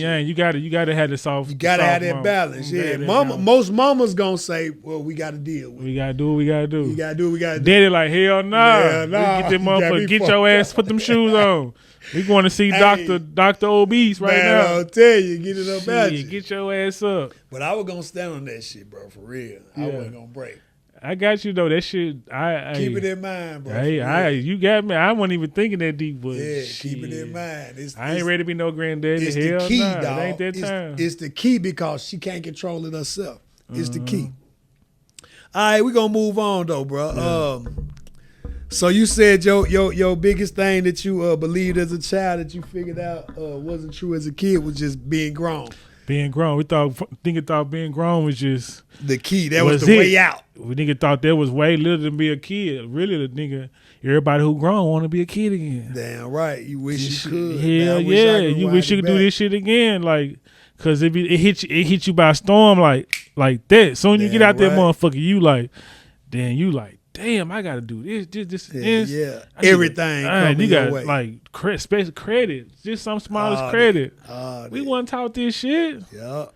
nigga. Come on, like we wasn't taught this shit. And that's a bankroll in itself. It's a bankroll in itself. It's so Yeah. important to every single human being, but we not being taught. Well, I think, well, hopefully the new generation of parents is teaching the kids is coming up, but us coming up, Nah, we wasn't. we We come from the era, motherfucker, fucking your kid credit Yes, up. Motherfucker, might use your, man. put the gas and light bill in the Man, kid in the name kid type name. shit. You 10, 12 years old, Yeah, you got a phone fucking bill and already. shit. Yeah, for Yeah, real. so yeah, that shit. Yeah, That shit was bad back like then, that's man. that's the best one I can explain. As a For kid, real. just that, like, you know what I'm saying? Shit, Being an yeah. adult, just something The simplest shit. simple as shit, just being an adult, like that shit serious. For It can real. get serious. Damn right. Yeah. All right, bro. Well, shit, I tell you what, man. I want you to finish a sentence for me, bro. Say less. It hurts me to see. It hurts me to see. It hurts me to see these kids getting killed like this in the city. Yeah. I get that answer a lot. It hurts me. It hurts me to see, like, I because get when that answer. we were young niggas, it wasn't at the rate how it is now. Yeah, I mean, killing is gonna never. It It ain't gonna never stop. But I'm just saying, like, I'm with you though. I'm with you. I just watched the video clip, man. They jumped out the car. 3 niggas jumped out the car. And the nigga shot him down and took his pistol. And in the jumped city. Man, in the city. It was on Channel 5 News. Damn. It looked I like ain't the saw nigga was that. walking from the store or something, bro. It looked like he was just walking. Yeah. They pull up, 3 doors open, the driver's seat, the passenger back seat, and the passenger side front seat. All them niggas jump out and he up. But when he up, it beep, beep, beep, beep, beep, dropped him, and the nigga from the passenger seat grabbed the pistol and jumped back in the car. They snatched off. Yeah, this shit. I said, God damn. it got Broad daylight. It done got too extreme. Yeah, in it's today's like that time, like extreme, man. it always been mad, but like it just fucked up now. Like I think the savagery is just so much more extreme now. Like Yeah. it was one thing to be a savage back in the day, but a savage today is like because they don't know no, they ain't really experiencing life. Like I just got a homie just. His little nephew just got killed like 2 days ago. 17 years old. yeah. He already. I'm like, damn. Why he want this? Like he ain't in school. Like that nigga dropped out a year ago. Nigga already dropping out. Dropping They out, thugging, saying, running fuck around yeah. with the junks on. You know what I'm Yeah. saying, riding around looking for action. Looking for action. Looking for action. Yep. Looking for it. Running up in the motherfucking blender. You know what I'm saying? For real. Just I always said, like, you know, I think that it's hard to reach young niggas these days, you know what I'm saying? And unless you a certain type of nigga. yeah. It's like it take a certain type of nigga for them to even It makes listen you. to it. It's so bad. It make you not even want to. Don't even want Exactly. to reach 'Cause out it- to the young niggas because they're. You know what I'm saying? Who you tell? I actually had somebody tell me, "Hey man, I need you to talk to my little nephew." And I asked him what type of nigga is he? He was like, man, that little nigga don't give a fuck. I said, And ain't you nothing want I me can to tell talk him. to him? What the fuck I'm As gonna soon as tell he him? said that, I said, That ain't shit gonna nothing go I through can one ear. tell I him, told bruh. her. He was like, nah, he'll look up to a nigga like you, you know? And I'm like, bruh, if you saying straight up that nigga, young nigga just don't give a fuck, he is not gonna give a fuck about what I'm saying either. Cause I ain't nobody to him. You know what I'm saying? I said the only nigga that can reach him is another nigga that don't give a fuck and he see him change. Yeah, he know he respect them. Yeah. Cause the young niggas, they only respect the niggas that they know they grew up just like Like them. them. A nigga that's active like them. Active You know like what I'm them. saying? Like I said, if I was that type of nigga first, and then I say, you know what, bro, let's quit this shit, he'll probably listen. But if I approach him at where I'm at now, talking about, man, nah, you should do, man, nigga could be like, nigga, if you don't get the fuck out my motherfucking face with that shit, bro, I ain't hearing none of that shit. And I hate to see how, goddamn, I hate to see how going, I mean, I hate to say it like this, but I hate to see how going like females is nowadays. Oh, like promiscuous, like they just going. They going, bro. Like, yeah. Damn, like it used to be hard to like I wouldn't even say hard. It was somewhat a challenge. Yeah, like, you know what I'm saying? Yeah, you had to go through a process. Nowadays, it ain't even like you get them hoes a couple $100 or something. Yeah, they do anything right here, right now. Everything. You know what I'm saying? It's like where the values are, like even the way they dress, like I lingerie. Yeah, it's like just no self-respect, and it's crazy me saying this shit coming from me. Yeah, the type of music I made. Yeah, I with you though. That shit just don't get it misconfused. Like this shit is entertainment. Nigga make songs off the feeling of the vibe you catch in the studio. Don't mean that's nigga mind all 24/7. Nigga like respectful women, niggas like girls covered up, and like let me like I want to leave some to the imagination. Yeah, let me imagine how you look instead of just always have to see it right then and there. Like, you know what I'm saying? Motherfucker have a whole sheer bodysuit on with no panties or nothing. Nothing. Like these folks going like this shit like just and then what's crazy about that is they'll still expect you to respect them. Hell nah. Like, how can I respect you, baby, if you walking around, man, with a see-through shirt with no bra on and I'm looking right at everything. You throwing your ass all on the internet, and as soon as a nigga inbox you, I'm thirsty. Get the fuck out of here.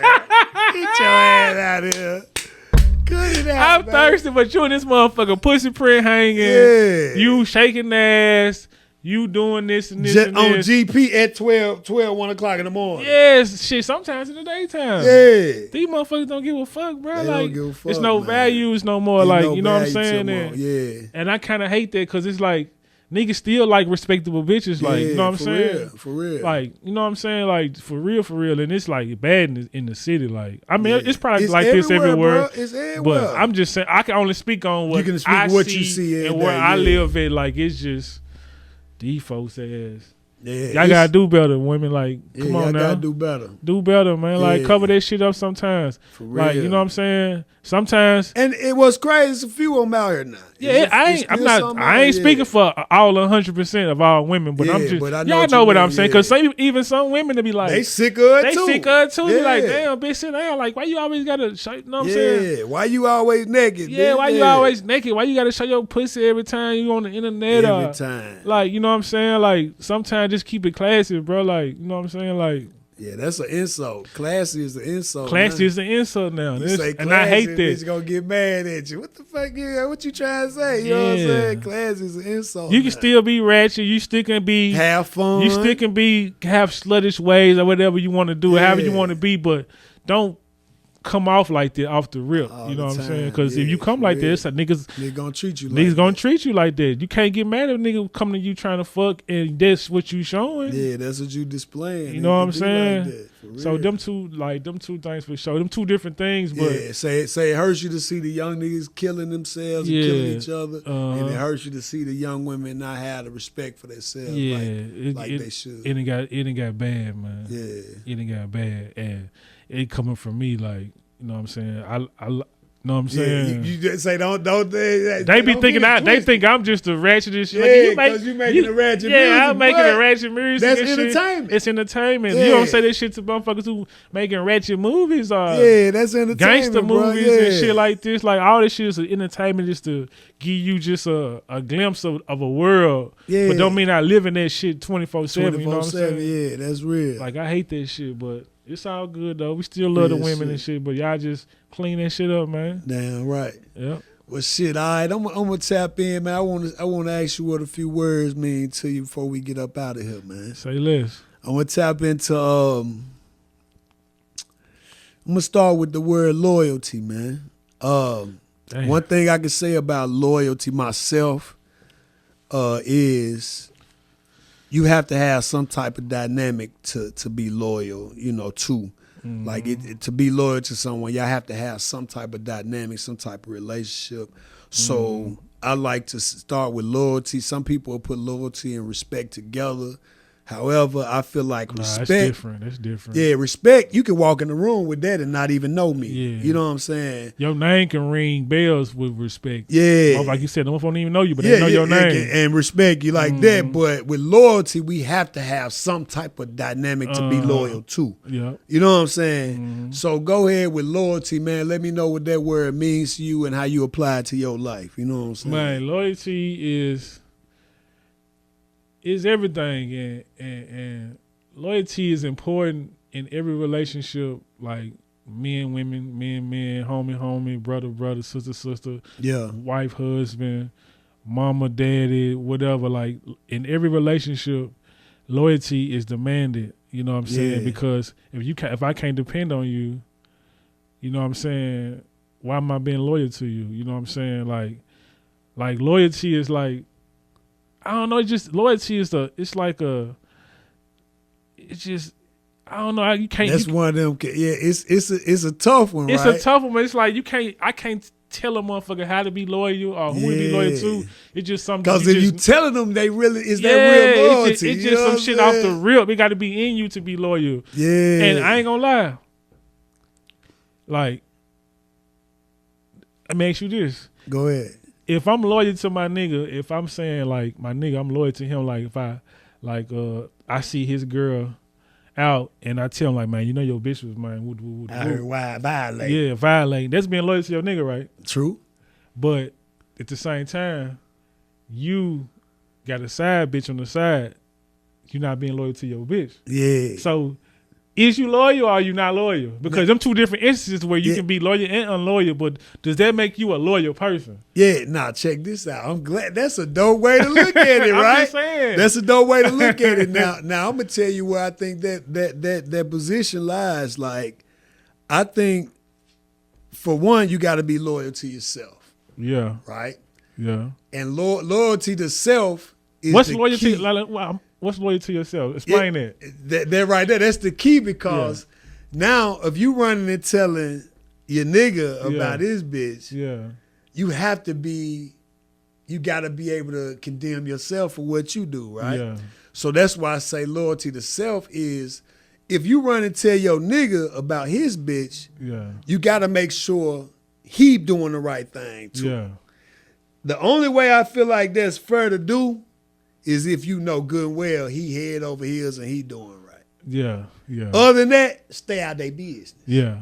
Yeah. And that's still being loyal. Yeah. In a sense. You know what I'm saying? Because you can't be, you ain't running and tell nothing. I ain't got nothing to do with that. Yeah. Because you know your boy, he do his thing. Oop. Oh.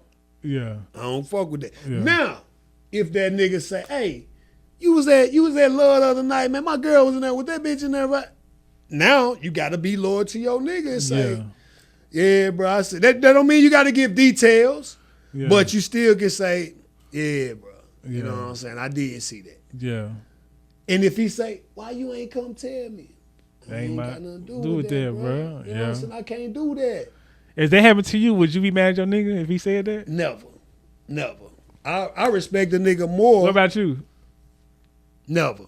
I would never be mad at my nigga for not like I say. If I'm saying if your nigga came to you and told you, but when you came to me and asked me, did I see her? And then I'll be like, yeah, I ain't gonna lie, bro, I did see her. And he say, why you ain't tell me? And I'll be like, Yeah. My nigga ain't keeping it with this bitch, I ain't telling. Yeah, that's what I'm saying. That's where the loyalty, that's the true loyalty, because you kind of being messy. Yeah. Cause it's like, he be doing his thing. Yeah. You know what I'm saying? So that's why I say, now if my nigga, if not, now I'm gonna tell you like this. This is a different scenario. Yeah. If I know my nigga is doing everything he can for this bro, he like, nah, bro, I ain't fucking. 10 toes down. He 10 toes. Yeah. That's the nigga I would have to make sure he understand. Hey, Yeah. bro, you on the wrong path, bro. This broad ain't straight. Yeah. I might not even tell him what she did. Yeah. But I feel like my loyalty to him, because I know he trying to be on the straight and narrow, I have to let him know. Yeah. You know what I'm saying? But other than that, that's y'all business. Yeah. I'm going to be out the way. But if he asks me, I got to be straight up with him and say, yeah, bro, she out of pocket. Yeah. But I wouldn't just tell nothing. You know what I'm saying? I agree. I just wanted to get both sides of the thing. But now, because I've been put in that situation. I saw niggas, bitches, and doing shit that I know he was just with this other whole last week. I ain't say nothing. Yeah, you can't say nothing to that. I ain't say nothing. You got to respect the game too. Now, you know what I'm saying? You got to respect the reality. But I'm just saying, is you a loyal person? Because is it more than one ways to be loyal? Because let's say if your nigga was, you know what I'm saying, doing right by this female and you told him that she bullshitting, and then soon you get done talking to him, you going to go fuck with a whole nother bitch, and you knowing you got a hoe at home. Yeah, so you being loyal in this instance, but on this side you being unloyal. So is you a loyal person?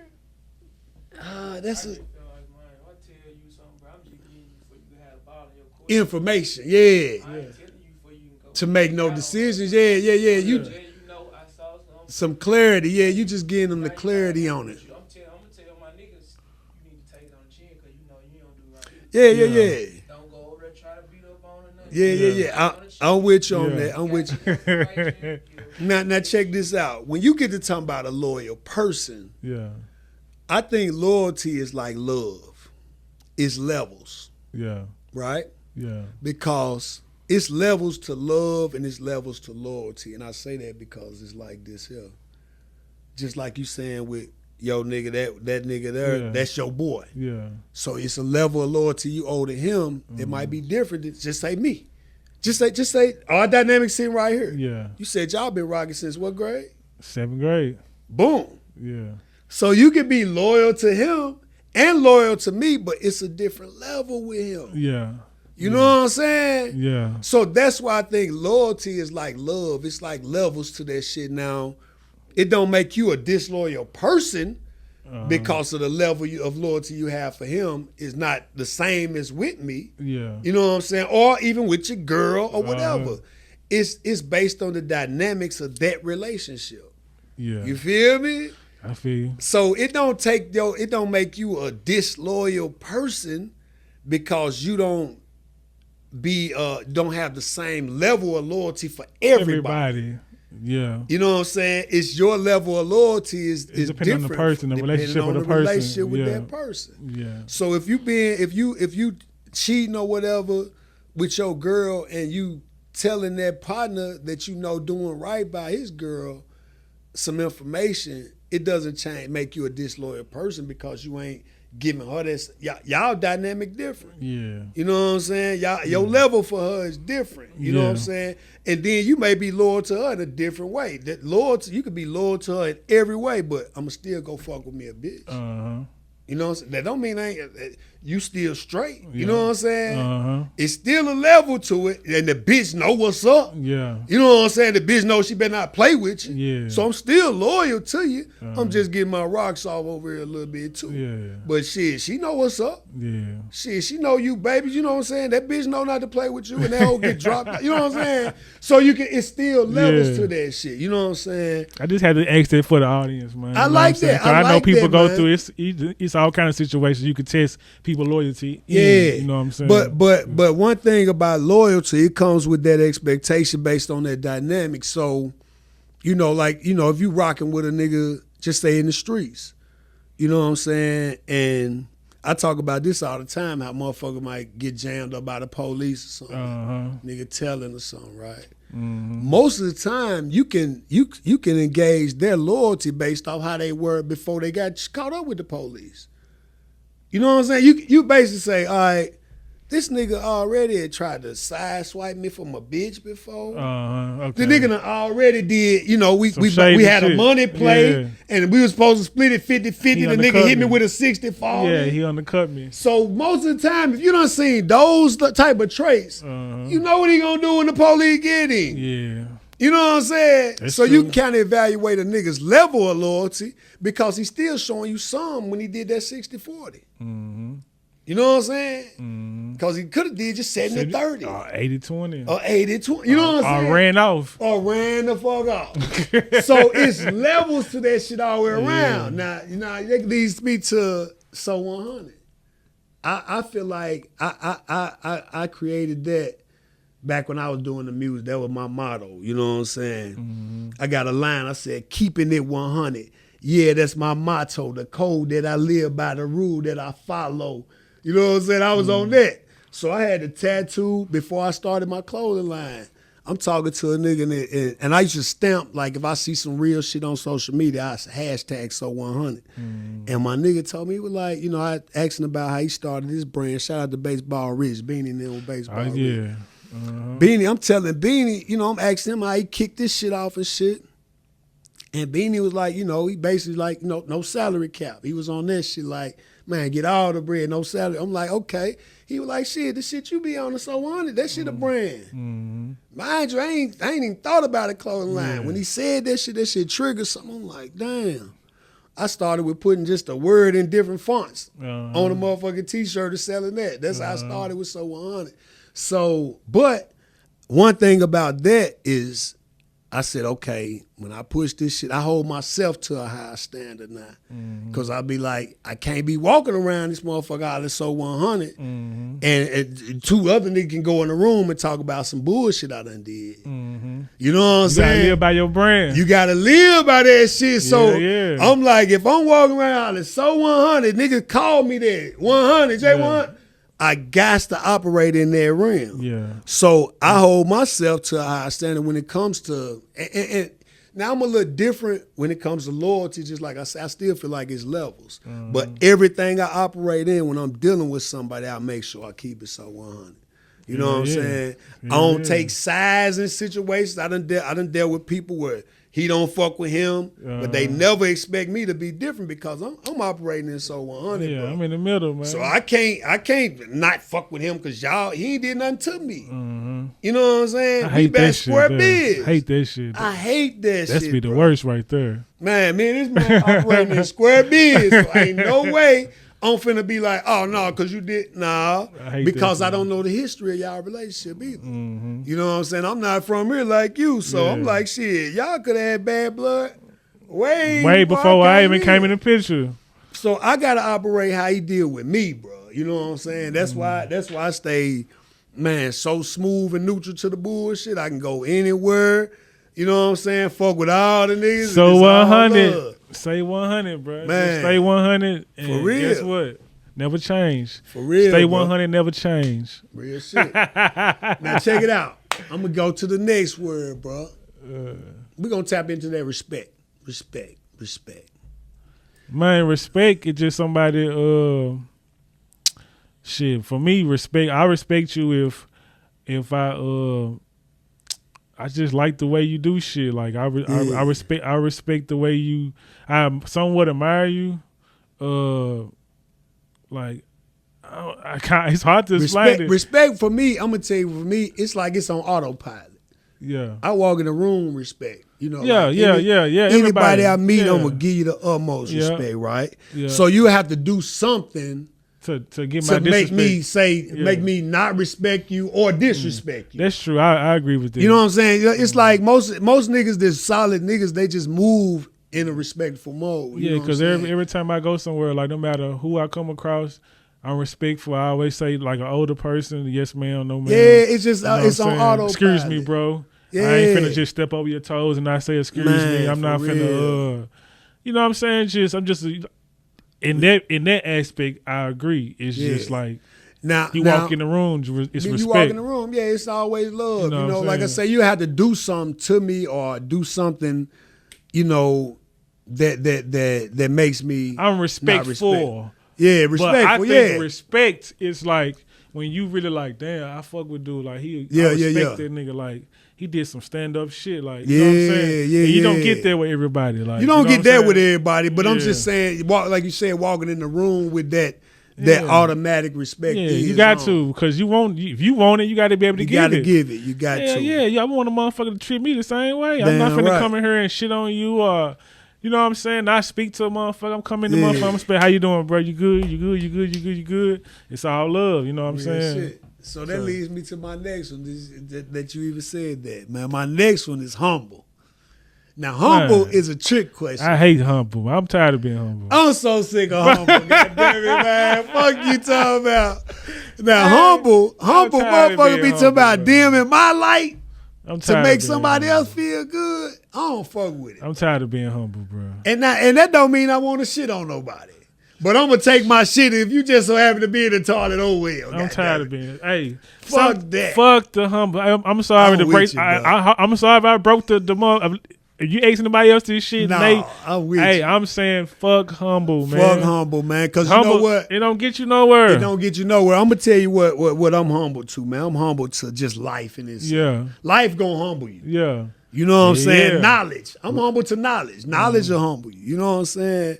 But when it's talking about me humbling me, man, hell no. Yeah, nah, fuck being humble. Fuck that shit, man. Shine every motherfucking chance you get. It ain't even just shining. It's just like you be humble. In your life for you what? Be humble, and motherfuckers just don't respect it. They'll lose respect. Niggas don't respect niggas who be humble. Yeah, and that's crazy. It's crazy to say that niggas don't respect being humble. I'm with you. It don't get you and nowhere. It's crazy because when I look at, like, you think about just say the music is out. Most music, man, nigga gonna pop his shit, right? Yeah. If you talking about hip hop, niggas rap.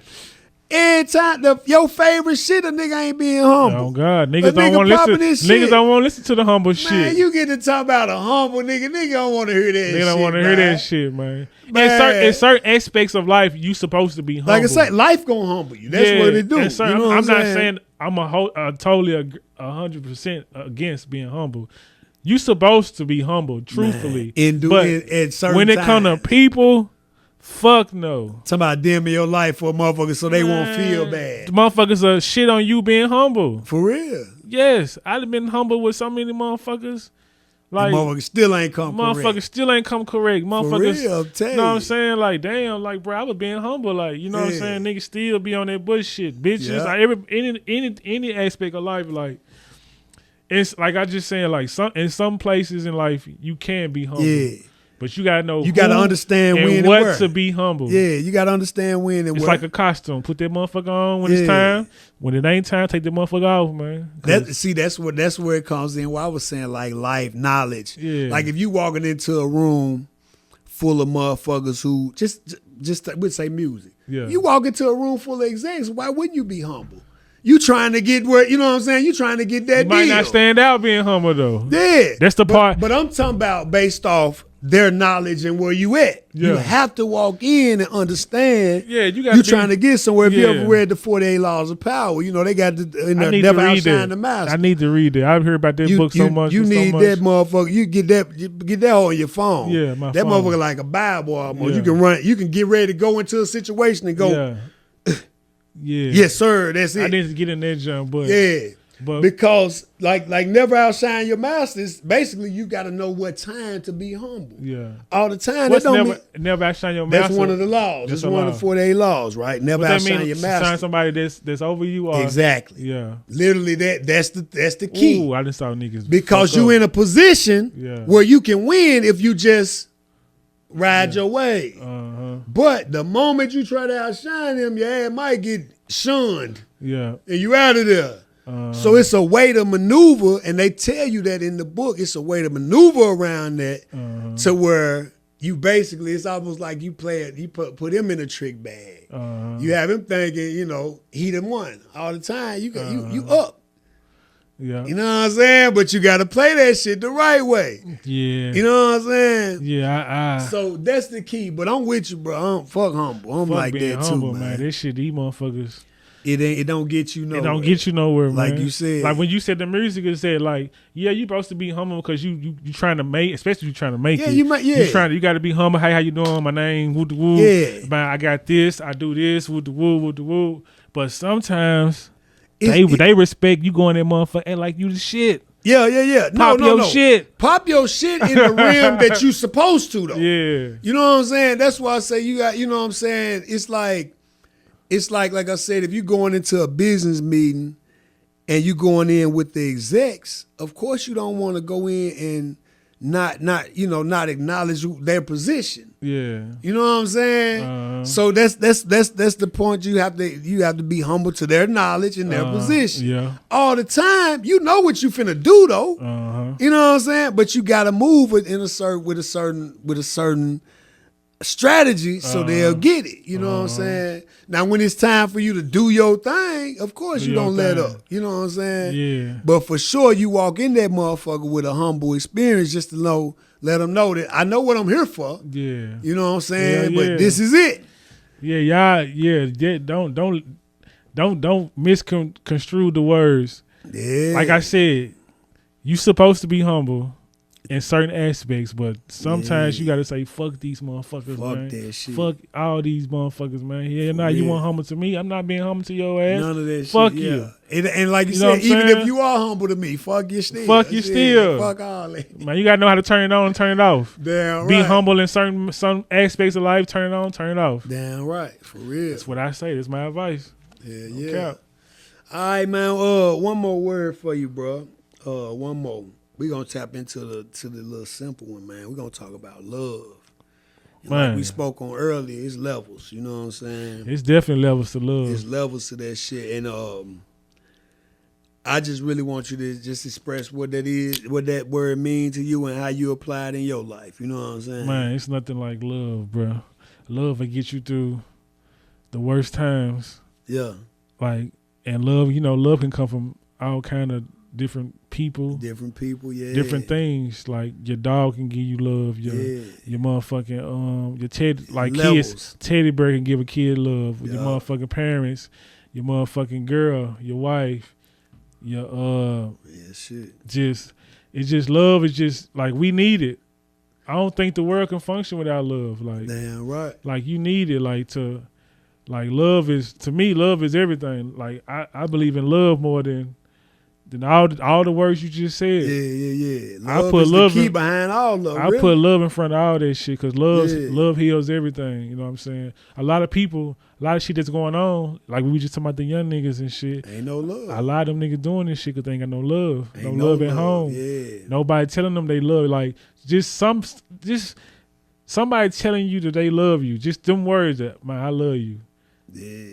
Don't underestimate how important that them words is to telling somebody. For real. Like this shit, like when you feel it too, feel it, like anybody can just say it, but when you know a motherfucker love you, be like, damn. You know what I'm saying? And you appreciate that. You feel appreciated. You appreciate it, and I advise everybody, bro, like find somebody to love you. Like you don't always got to be a significant other. Yeah, no. And in most cases, it can be a significant other, but the friend, family member, co-worker, whatever.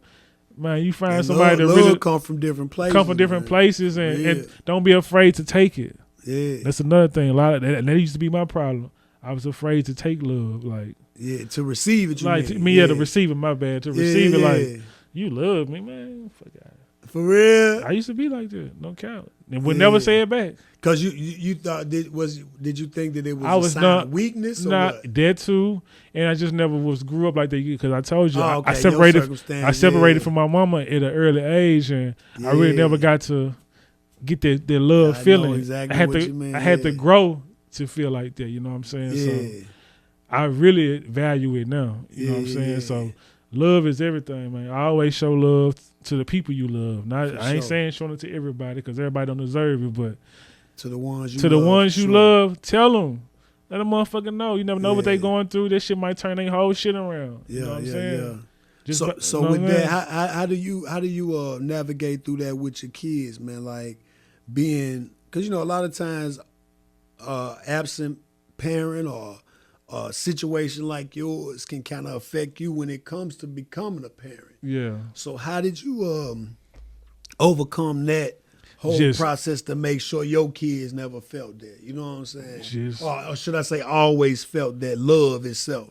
Because I never want them to feel like how I felt. Yeah. Not feeling like being loved or not knowing what love feel like. Yeah. Life is its own teacher. So once I learn what love is, you pass it down. Yeah, you just pass it on. You pass it down. Like, all that shit that you just named, we really pass down to the kids. And the kid, while I pass my kids, man, be humble. Yeah. You know what I'm saying? Don't let nobody run over you, but respect, loyalty, have respect. Be loyalty to your family members, your friends, your real friends, not the fake friends, the real friends, motherfucker. Not the associates. Not the associates, the real. Because I tell my kids about that early. Like, you're going to have friends, and then you're going to have people you just cool with. Yeah. Just know how to separate the two. Damn but right. You know what I'm saying? I tell everybody, bro, just show love, share love, and it's going to come back, bro. Damn right. All this shit going to come back to you, man. Real shit, man. You get what you put in. Man, one more simple question. Well, two more simple questions and we're going to check out, bro. Okay. Two more, well, three altogether, but two more. Two more simple ones, and then the last one going to be the checkout question. Okay. Simple motherfucking questions, but it really tap your mind a little bit, man. Yeah. I want you to tell me something that you like. Now I'm gonna start with something that you dislike about yourself. Damn, we in therapy right this motherfucker. Damn. Yeah. Something you dislike about yourself. Self-doubting. Yeah. Like, I get in my head a lot. When shit don't go my way, I get the doubting. Yeah. And I got better at it, but it still creeps in there when shit don't, when shit just don't go your way. Shit ain't lining up how you want it to. Ain't lining how you planned it or expected it to go. Yeah. And you get the question like, damn, am I supposed to be doing this? Or am I supposed to be going here?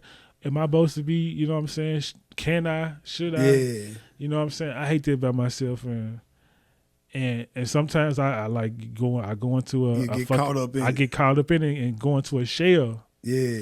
And you know what I'm saying? Not like plenty of time. Like with a lot of different situations, you say with music, you think it ain't working. I put out a song or didn't get the right feedback from him. Like damn, I give up on. Or sometimes the song might be good, but you give up on it too fast because you didn't get the reception response, initially that you thought you was going to get, and you be like, damn, was that the right genre? You know what I'm saying? Yeah. Just a lot of shit. Like if I made this move and it went flat, and damn, was I supposed to do this? Or instead of just be like, knowing, believing in myself. You know what I'm saying? I believe everybody has sometimes go through that shit, but that's one of the things I hate about myself. Because me, I go deep into it. Like it be down there, like just be depression. You know what I'm saying? So self-doubt. Self-doubt. So tell me this then. Tell me something that you like most about yourself.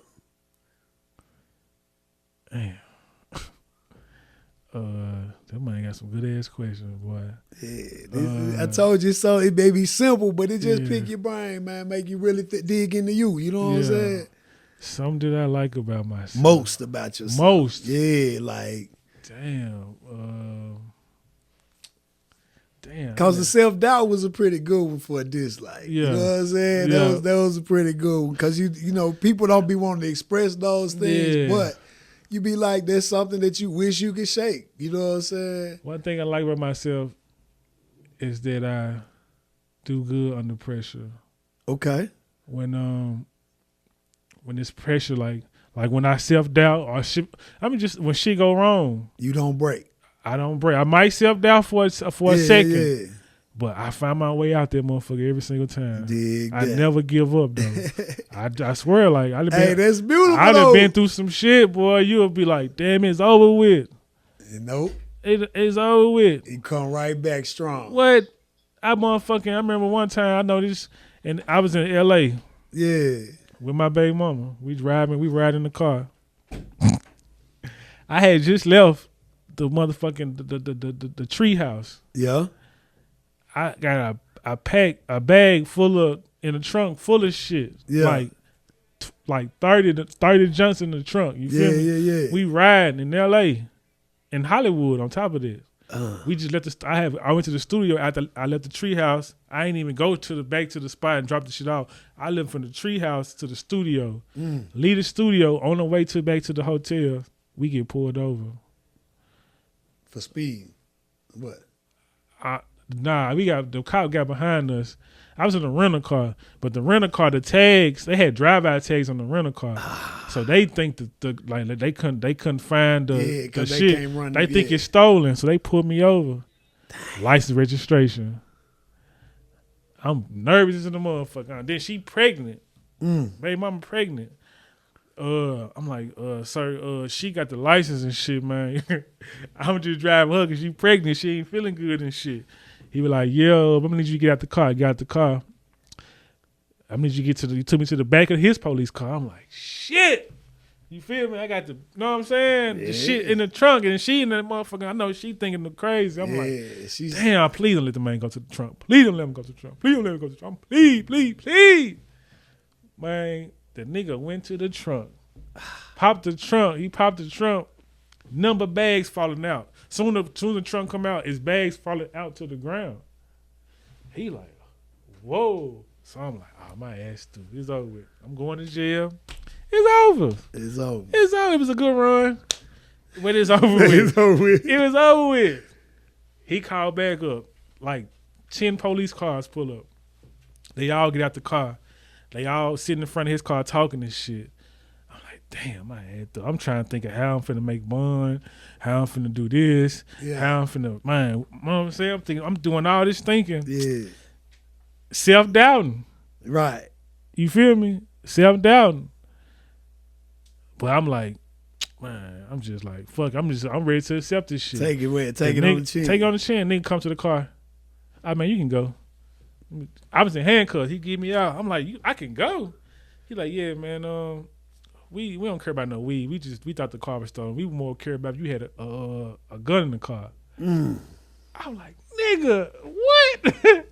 That's all that self doubt. Because it wasn't nothing but a citation out there anyway. I don't know what the fuck it was. Yeah, I ain't gonna lie. I was scared of the motherfucker. Boy, I thought I was over with. I'm from Memphis. Yeah. You ain't caught with that shit in Memphis. Your ass through. Yeah. You know what I'm saying? Nigga let me go scot free.